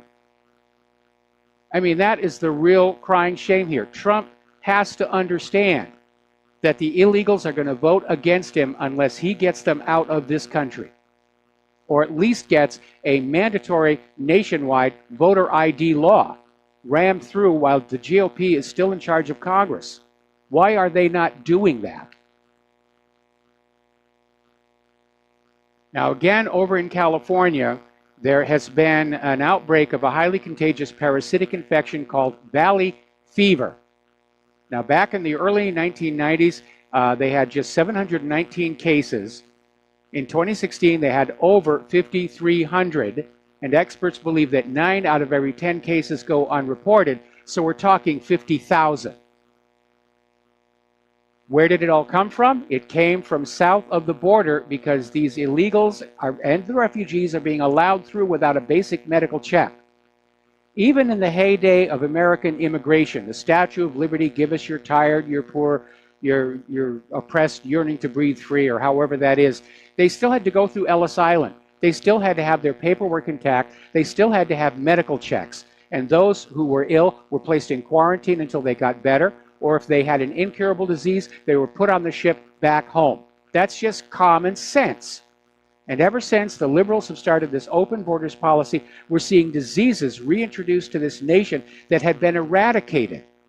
There's been a case of bubonic plague, TB is up, drug-resistant TB is up, scabies is all over the place, H1N1, and now this valley fever. And it's completely ridiculous. All right, let's take a phone call. Bob in New Jersey, aloha. Welcome to the show. What's on your mind? Okay, today at 1 o'clock at City Hall in New York City, the Lawyers Committee for 911 Inquiry filed a petition for the 54-page petition with 57 exhibits before the United States Department of Justice, the United States Attorney for the Southern District of New York. Petition to report federal crimes concerning 911 to special grand jury or in the alternative to grand jury pursuant to the United States Constitution and 18 U.S.C. number 3332A. I doubt that this will make the news anywhere. So that's why I'm telling you. I sent you the email, which was the release from one of my friends, one of the attorneys on it, Dave Mezerwinkle. So you may be able to post that on your blog, your website. Okay. That's all I have. All right. Do they think that this is going to be granted, that there'll actually be the grand jury convened? They're hoping. They've got their hopes riding on this because they've done this for last couple of years, and they've gathered quite a bit of evidence from witnesses, firemen, etc. Some of us were involved in just looking up the firemen that were retired and see if we could find them and see if they were there, and so bundle them all the information. So it's up to the attorney, but accordingly, they have a petition for the people to sign to get this. So it's not a done deal. That's why it needs a lot of, shall I say, advertisement, a lot of exposure. Okay, Bob, I'm not able to see your email. Would you resend it again and just put in the subject line, all in caps, 9/11 petition? Okay, I think what was in the original was the Lawyers Committee of 911. I'll put in that again, 911 petition. All right. I'll forward it on to you. All right, thanks an awful lot. Bye. All right, bye-bye. All right, we're going to do a shout-out now to our honor affiliates rejoining the network. Getting on back to the immigration and the border issue, as you know, Mexico is very much opposed to any kind of reduction in immigrants leaving Mexico and going to the United States, mostly because it's a filtering process. Mexico is getting rid of their undesirables. the ill, the unemployable, the criminal. And it was rather interesting that yesterday Mexico was saying that if Trump builds the wall, that Mexico will stop cooperating in the war on drugs, which doesn't really work all that well anyway, especially with the U.S. sending military weapons down to the cartels through Fast and Furious. Today, the Mexican president is rebuking Trump over the National Guard troops that are being sent to our southern border. And yet Mexico keeps military on their border with their southern neighbors. And you ought to see a picture of the wall they have. It's a substantial wall. And it's got, you know, the little Y arms at the top with the barbed wire so that you can't crawl over it. Meanwhile, apparently some illegal immigrants decided to taunt President Trump. They went on down to this metal barrier between Ciudad Juarez in Mexico and Sunland Park, New Mexico, and showed how it was possible to climb over it in less than 2 minutes. And it took basically a total of 4 people. There was the climber, 2 people to boost him up to get to the top of the wall, and the 4th one apparently taking the video. And this young man basically leapt over the border and ran into the United States. One of the things that I don't like about all of the border wall design submitted is there is no mechanism to keep people who reach the top of the wall from getting over it. There should be some kind of an overhang, or there should be some kind of spikes or something like that. Now, getting on back to Europe, Macron and Verhofstadt are getting together to talk about the future of the European Union. And their agenda, of course, is the European Union integration, which is the new word that they're using, as opposed to federalization. What they want to do is turn the European Union into a copy of the United States, where all the power is in Brussels, and the former independent sovereign member nations are just like the states here in the United States. And we went through the same process. When this country was started, the separate states were sovereign, independent states of their own, and that central government was just there to arbitrate disputes between the states and otherwise mind its own business. But over time, especially after the Civil War, Washington, D.C. just grabbed more and more power to itself and hamstrung and weakened the independent states until they're no longer independent. And that's what they're trying to do to the European Union right now. Tony Blair has come on back. He's in Great Britain, and he's trying to organize and form a new political party described as being centrist. And what they're trying to do is create this party and draw people from Labour and from the Conservatives and basically call for a new Brexit vote. Apparently the strategy is they're going to rehold the Brexit vote over and over and over again until they get the result the globalists want. We're going to do another phone call. Charlie in Los Angeles, aloha. Welcome to the show. What's on your mind? Yeah, Stormy Daniels, Mike. I think I wouldn't take her too lightly because, remember, prosecutors have gone a long ways with women's testimony. You don't know who she's talked to, who she can corroborate a witness from. Remember Virginia Hill? Yep. Remember Marilyn Monroe? These people can be the downfall of the people. You know, there's 2 rules the mafia lives by. Number 1, that the gangster on the top knows the gangster on the bottom is his enemy, and if we're going to go to prison, it's going to be over a woman. So we don't know who she has circulated with in the last 10 years that could put or drop the bomb on Donald Trump. We don't know. I wouldn't take her lightly. I don't care. Thank you for taking my call. You know, I don't care. I mean, I'm disappointed in Trump, but we're looking at a world war, and I'm sorry, this porn star just does not rise to the level of being of serious consideration and concern, in my opinion. You know, so Donald Trump wanted to have sex with a porn star. It's a common enough fantasy, and I really don't care. I don't approve of it. You know, I don't fool around on Claire because she's an excellent shot. She's laughing in the other room. I'm in trouble now. But seriously, this is trivial. It's a distraction. I'm very disappointed in Donald Trump. I'm still glad he's in there rather than Hillary Clinton, but only by a very thin margin. It's getting thinner and thinner day after day. But this trying to fan up Stormy Daniels as a reason to get Donald Trump out of office, it betrays the desperation on the part of Mueller and Rosenstein and the anti-Trumpers. And I don't know why they still have their knickers in a twist, because Trump is basically giving them everything they want.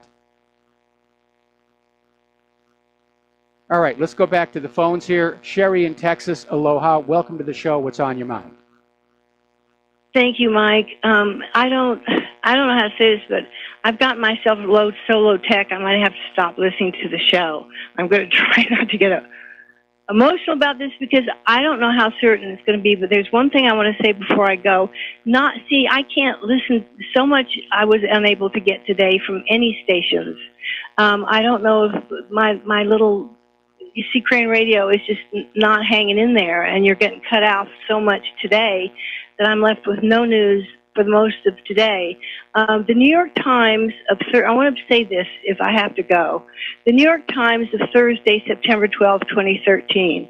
It was volume CLXII. Thursday, September 12, 2013. And the headline read, as Obama pauses action, Putin takes center stage. This is what's happening now. It was mentioned that this morning around the power hour time when they have this town hall news or something, and that Russia is getting together a task force to go in and see if there's anything to the chemical weapons crisis there. Obama's willingness to hit the pause button twice on his decision to launch airstrikes to punish Syria for using chemical weapons on its own people reflects a refreshing open-mindedness and a reluctance to use force that they considered all too missing under his predecessor with the Texas swagger. That was Bush.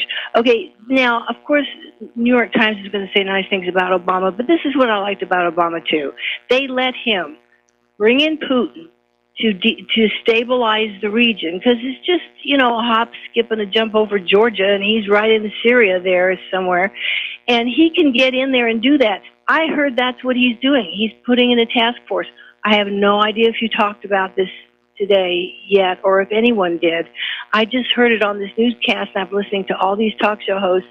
No one's mentioning this. Is Putin in there with his task force? Has anyone mentioned this? No. What we're hearing is, of course, the Russian forces in Syria have been there for a while. They're on alert. Apparently, all of the Russian military is on high alert, and they're already beginning to shift the civilian air traffic control lanes away from the coast of Syria. So that's how serious this is getting. And they're saying for the next 72 hours, keep very tight control over the paths of civilian cargo and passenger aircraft. So that looks to be the window that's happening. Basically, the issue is, what is the U.S. exactly going to do? Are they going to blow up another airfield? That can sort of come and go, and Trump will look like he's Butch, and that will be that. I'm very concerned over the fact that we have U.S. assets approaching Russian assets without informing them ahead of time, as was previously agreed to. I'm very concerned that the radar track of this Navy surveillance aircraft seems to be focused on the location of Russian assets in Latakia and Tartus. And I can't imagine that the U.S. would be stupid enough to directly attack the Russian forces in Syria. But at this point, when you've got people like John Bolton, who has the ear of the president, yeah, the wisdom may be, look, we know war with Russia is inevitable. Let's start it now. Well, they're not giving Trump any credit, and I don't want to stop giving him credit, because if they're not going to let him, if they're going to make him do something stupid, it's because he has to do it. Because they let Obama let this guy in and stabilize. They let Putin in when it was Obama. Now, I really think they are looking to see if this is a false flag or not. I think Putin's in there to see if it's a false flag. If Trump isn't going to wait to see before he bombs someone for something that never really happened, then he's got his arm in a twist here, and they're making him do this because I think Putin is ascertaining if there's anything to this chemical attack. There's nothing to the chemical attack. Russia's already sent their chemical weapons experts into Duma. They found nothing there. They've gone to the hospital where supposedly all these children were gassed, and nobody at the hospital or anywhere around the neighborhood has even heard about a chemical attack. It doesn't make any sense. Putin already knows it's another false flag. Trump has to know that it's a false flag. He can't possibly be as stupid as to actually say, yeah, Assad would do this, even though it's the worst possible thing. That's the level. Excuse me. Go on. Yeah, I was going to say, it's over and done with. It was a false flag. I know it. You know it. Putin knows it. Trump probably knows it. However, the war hawks have managed to take control of Donald Trump. He's fully on board with going into Syria. He's calling Assad the animal, which is the typical pre-war demonization. So, something's going to happen, and everybody's on alert. The Russian Air Force is on alert. The Russian Army is on alert. The Russian Navy's on alert. Everybody's expecting something to happen imminently. Could happen even tonight. Yeah, well, that answers my question beautifully, and I don't think there's anything else Trump can do about it. I think if we can survive this thing, he'll come back to lead us later, I think. He's not out of the picture. It's just, I'm sticking with him because this is how messed up our elected officials are. I won't say government because we're the government. This is how out of control it is, out of our hands it is. And it's just, I just love y'all. I'm glad you've been there to teach me so much. If I can't call again, it's because I put myself in that position and I feel more free. Okay, I understand what you're saying there. All right, well, thanks an awful lot. We're going to let you go here. At this point, it's definitely moving forward. Donald Trump is not in control of our foreign policy. It's under the control of the neocons, the John Boltons, Benjamin Netanyahu, and they're basically going to use up the United States of America to carry out this global war agenda. And I'm very disappointed in Donald Trump. The only way I will support him in 2020, if he runs again, is if Hillary steps back in. Other than that, I'm looking for another candidate to support. We've got to take a break for commercials, and we will be right back. Aloha, America. Welcome back to the show. We're going to go back to the telephones. James in Tokyo, thank you for waiting patiently. What's on your mind? Hi, Mike. How are you? Hope you're well. I listened to the call 2 calls ago when you said you don't care about Stormy Daniels. First of all, you're very hypocritical to say that, as you were the 1982 male heterosexual porn star of the year known as Ruler Rivero. However, I'm going to tell you why it does matter, okay? Okay. I'm going to tell you why, in my opinion, it matters. Okay, can I give you a confession? If you have these people... James, yes, I have a confession to make. It was all computer animated. I don't really look like that.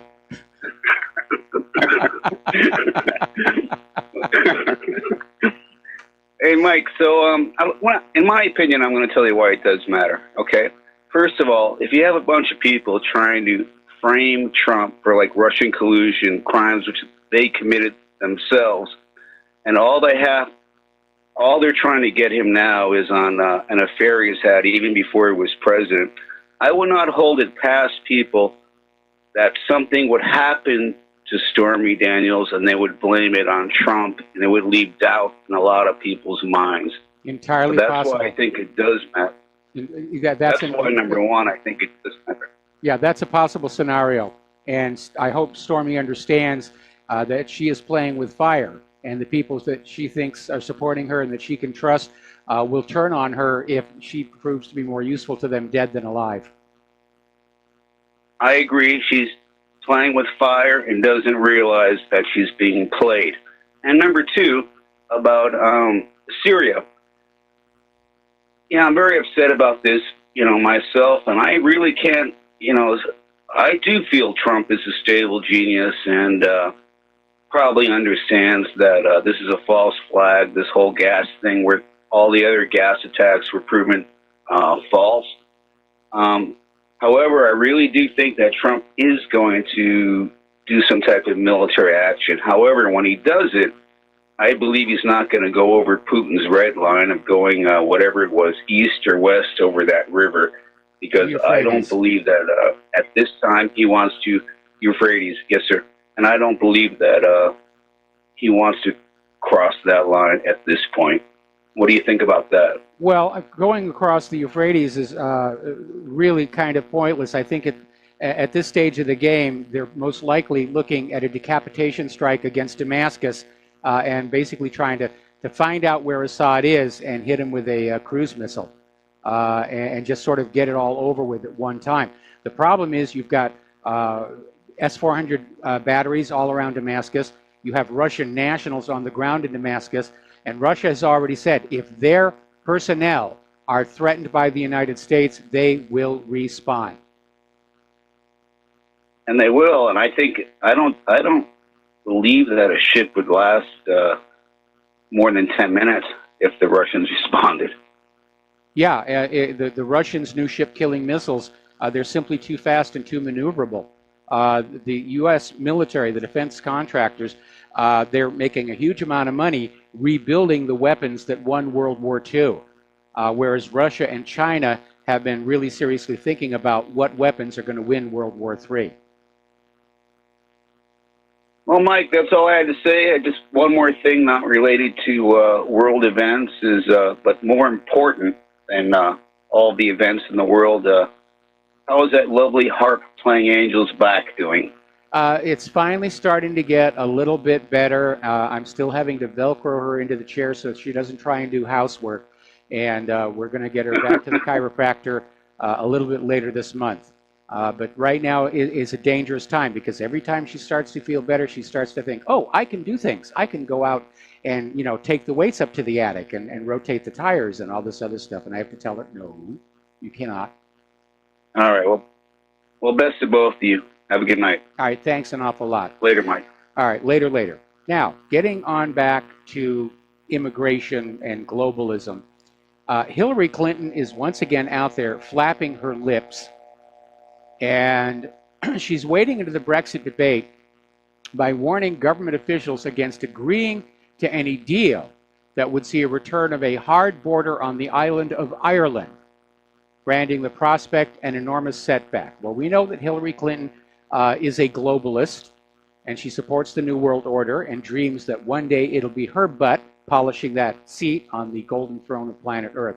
But frankly, for somebody who's lost an election, she's still out there trying to be in the public eye. And I know she said she has no aspirations to ever run again. I don't think so. She acts like somebody that I think is going to come back in 2020. Time will tell whether I'm right or wrong on this. But I'm not getting a feeling of her being ready to retire and enjoy all of her ill-gotten gains. She still wants to be in the public eye. She's addicted to fame and adulation. And she still wants that Oval Office. I don't think she's given up on that. When you look at how she behaved when she lost the election, hardly dignified, to put it bluntly here. All right, we're going to take another break for commercials, and we'll be back with more about immigration, right to keep and bear arms, various science issues. Stay tuned. Aloha, America. Welcome back to the show. We're talking about Europe. We're talking about the refugee crisis, and of course, all eyes are now focused on Hungary. They've pretty much finished counting all the votes, and Viktor Orban has won a huge landslide victory. He won 74.6% of the votes on Sunday. It looks like his party will take 134 seats in the 199-seat parliament, giving it a constitutional two-thirds majority. In other words, Viktor Orban and his party are in charge. They don't have to form a coalition government. He is the boss. Now, this is an amazing landslide victory for Orban. No American president has ever reached such a majority. The record is 61.05% of the popular vote, and that was a sympathy vote for Lyndon Johnson after the Kennedy assassination. Even Franklin Roosevelt in 1932 only won 57.41%, and Ronald Reagan even beat Roosevelt scoring 58.77%. So this puts Orban's victory at a truly historical level, and it is decidedly anti-EU based on that refugee crisis. And I'm sure up in Brussels, they're screaming and crying and figuring out what they're going to do, because gosh darn, those people of Europe just aren't willing to welcome in all those refugees just because some people are being raped and groomed by child molestation gangs, and they're being robbed at knife point and stabbed and shot, and there's all these diseases coming in. You people of Europe are just so picky. Now, gun sales soared in March, even as the top Democrats continue push to end the Second Amendment rights. They've shifted away. It's no longer just getting the assault rifles. They want that Second Amendment gone. They want everybody totally disarmed. So you will do what we tell you to do. Sieg Heil, Sieg Heil, Sieg Heil, Sieg Heil. And retired liberal Supreme Court Justice John Paul Stevens did an op-ed in the New York Times saying it's time to repeal the Second Amendment of the U.S. Constitution. No, it isn't. And as a judge of the Supreme Court, your job is to enforce and uphold the Constitution, not demand we all change it. Now, this coming Saturday, April 14th, Oath Keepers are setting up Second Amendment rallies in every single state capital. There's a link on the page at whatreallyhappened.com. It says Second Amendment rallies, all state capitals, Saturday, April 14th. Click it. If you can get there, show your support. We need to make a statement. We will not be disarmed. Certainly not in the face of the skyrocketing crime that the open borders have brought in with it. Over in Great Britain, as you know, where they have gun control, their stabbing murders are on the rise. And London's murder rate is now exceeding that of New York City. And they're trying to basically diffuse the idea that this has anything to do with the immigration by saying, oh, well, you know, the police department had its budget cut and we don't have enough officers. Well, we know budgets are being cut everywhere. Well, if the police department budgets are being cut, why are we not allowed to have the means to defend our home against home invaders? And by the way, there was another story about how this young boy defended his home against a hardened criminal, just shot him dead. That happened in the last couple of days here.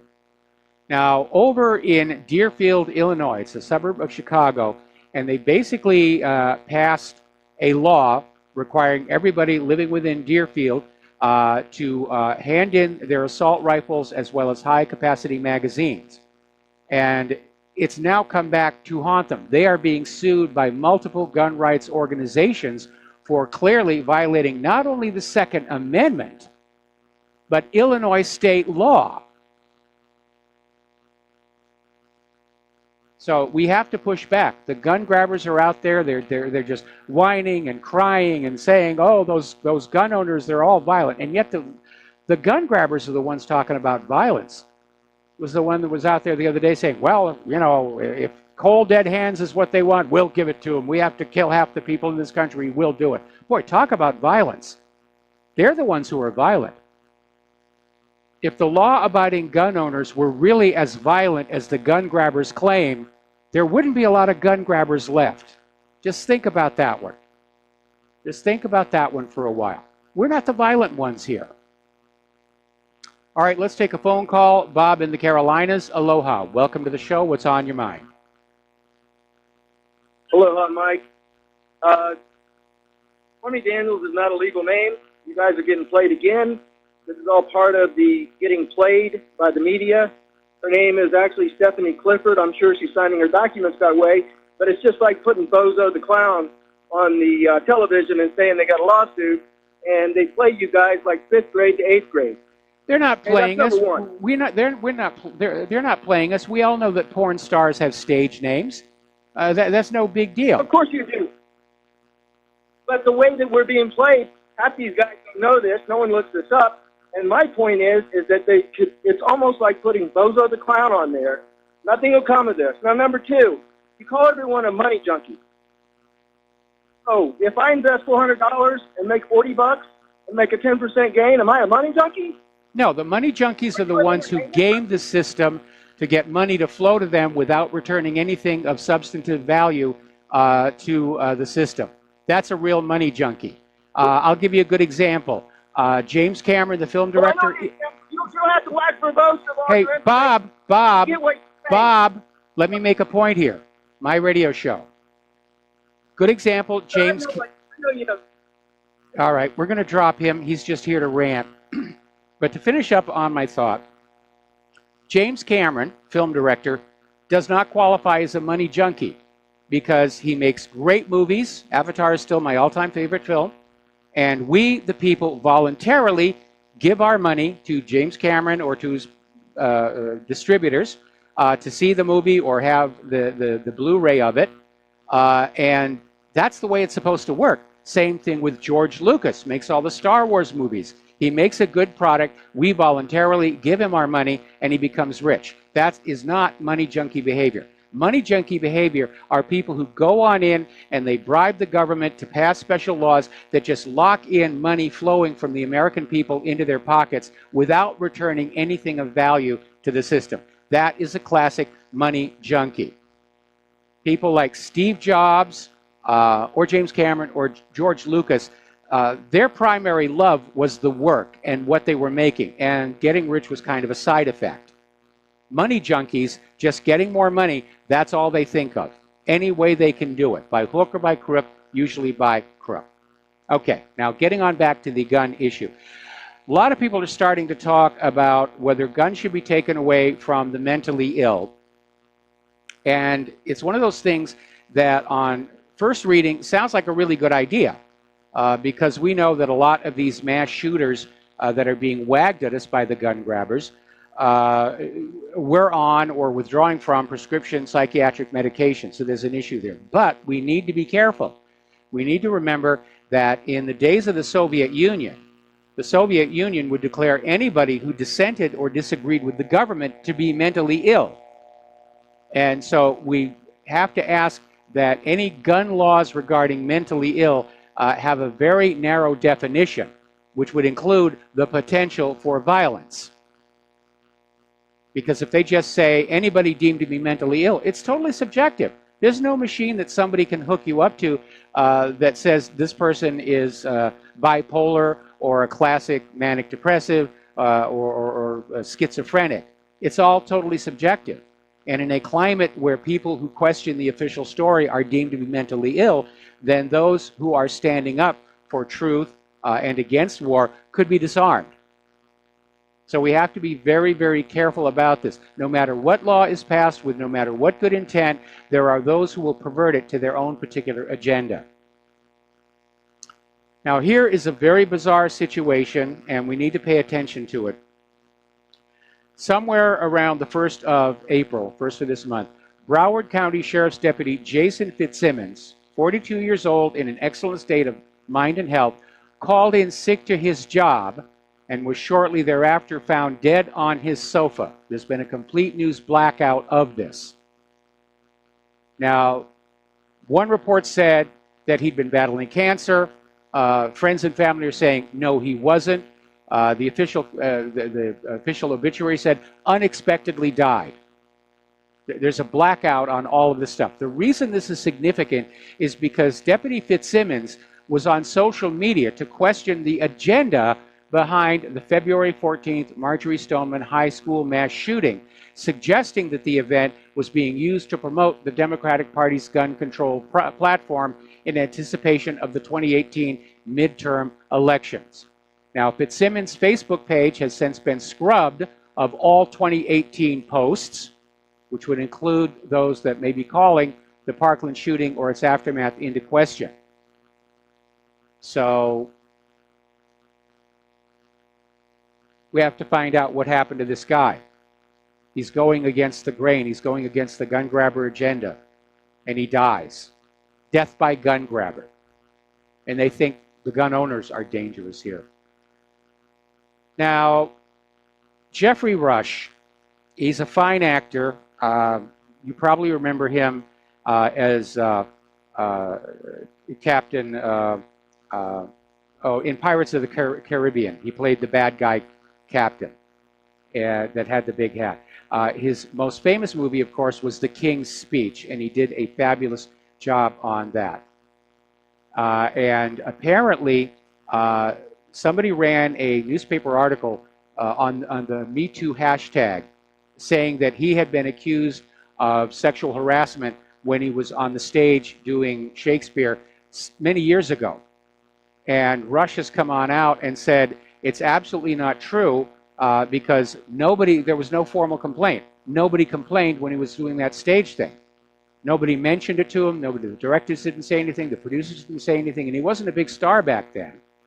But apparently somebody somewhere said, oh yeah, they had heard that this may have happened. It got leaked to the press. And it's basically harmed his career. And he's now suing the Daily Telegraph for the false and spurious claims. And this Me Too thing, again, like so many other aspects of the liberal agenda, it has just spun wildly out of control. And it winds up discrediting itself because you start with people who have a legitimate grievance, and then all of a sudden everybody wants to get on board and say, oh, he molested me, he harassed me, he groped me, he did this, he did that. And they love to wield that power to be able to destroy somebody's career.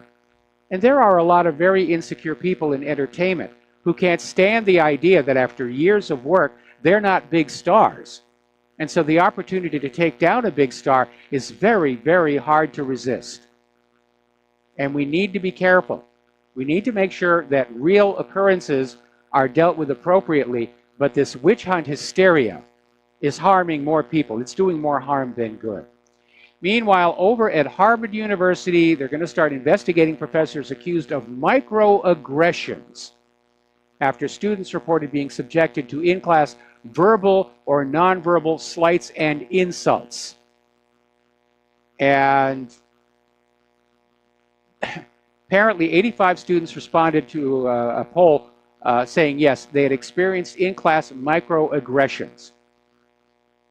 Now, we're already starting to see complaints from employers as these snowflakes are going into the workplace and start to whine about microaggressions, which if you're in a competitive atmosphere, things are going to happen. These kids have such a thin skin, you can practically see the blood flowing through their veins. And that's not real world. These colleges and universities, these liberal bastions who are out there turning these kids into these oversensitive snowflakes who are just offended by every little tiny thing they see, they're not really preparing them for the real world employment market, let alone being put in a uniform, handed a machine gun, and sent into battle.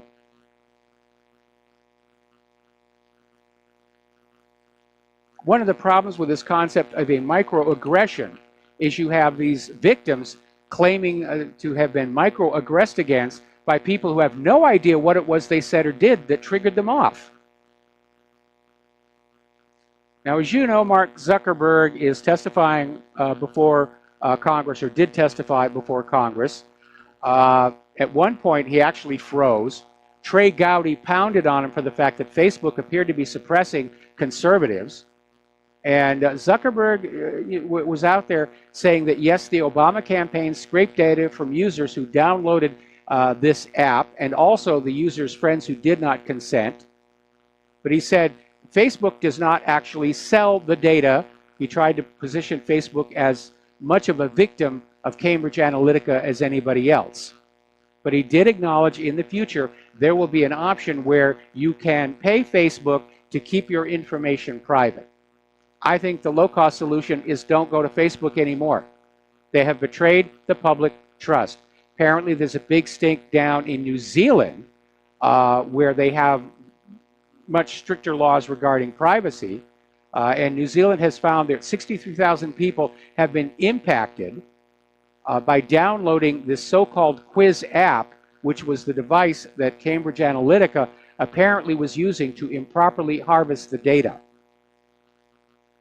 Got to be careful what you download off the machines. Nobody gives anything away for free. If they're saying free download, there's something in there. They're either stealing your data or they're installing malware on your system. The days when the Unix community or the internet community were genuinely making free stuff to make everybody's life better, those days are gone. And everything that's out there for free now, there's a reason for it. Somebody is going to make money. It's going to be loaded with ransomware. It's going to be spying on you. Who knows? Meanwhile, Uber has acquired Social Bicycles Incorporated, which is a company in New York that has these electric bicycles that are strategically placed in bike stands all over the city. And you basically will go to the stand, you'll put your credit card in there, and you just take a bicycle. And you drive it to your destination, you put it into the rack there, and you get your bill. The problem is the bike share company is tracking where you go in real time. And Uber is planning to put these electric bicycles in smart cities everywhere. You won't catch me on one of those things. I'm a private person. If I were to go to the bakery on my way home from work and get a jelly donut, it's nobody's business. It isn't Uber's. It isn't the U.S. government's. Meanwhile, Colorado is deploying roadside sensors that will tap directly into your car's onboard computer to see how fast you're going, whether you're using your windshield wipers when it rains, and so forth and so on. We'll be right back with the last segment of our program after these few words. And aloha, America. Welcome back to our show. Last segment of our program today. Now, out in California, and I'm starting to wonder if there's something in the water that makes people in California act like this. California State Senator Richard Pan is the guy who was pushing for mandatory vaccines via Senate Bill 277. And now he's introducing legislation that would criminalize all bloggers and independent journalists who dare question the official narratives on vaccine, medicine, politics, and government. Now that is flat out unconstitutional. Under the First Amendment, we have a right to say, I'm not sure the science is there. I'm not sure the government is making a good decision. I'm not sure that the side effects of this medicine are worth whatever benefit it's supposed to do. But this gentleman, who's obviously in the pockets of Big Pharma, is out there trying to push this through. I don't think it's going to go. And if it does go, it will fail a constitutional challenge. You cannot make it a crime for people to express doubt about products being sold and put into their bodies. It's ridiculous. Now then, not too long ago, there was a SpaceX launch involving a Falcon 9 carrying this Zuma spy satellite. It was all hush-hush. It was so secret, nobody even knew just which government agency was going to be controlling the Zuma. But it failed to go into orbit, and everybody was wagging their fingers at SpaceX. It turns out they were not to blame. Telemetry analysis has indicated that the payload adapter that connected Zuma to the Falcon 9 second stage failed to deploy the satellite. Apparently it had been tested on Earth in gravity and worked just fine, but for some reason when it was in weightlessness, it failed to unlatch. And so the Zuma was carried back down with the Falcon 9's second stage. Now that payload adapter was provided by Northrop Grumman, who also built the satellite. So SpaceX is off the hook for that one. More snow in Richmond, Virginia. And you have to love this story. It proves that somewhere out there, there are police departments that have a sense of humor. A New York police department has arrested Winter for loitering. The Depew Police Department sent out a Facebook post notifying Winter it had been placed under arrest. The police department said Winter had the right to remain silent and that if Winter cooperated with them, the department would look past Winter's past transgressions. Any further snow you produce will be held against you in a court of law. You have the right to an attorney, but only if you turn in the groundhog that predicted 6 more weeks of winter.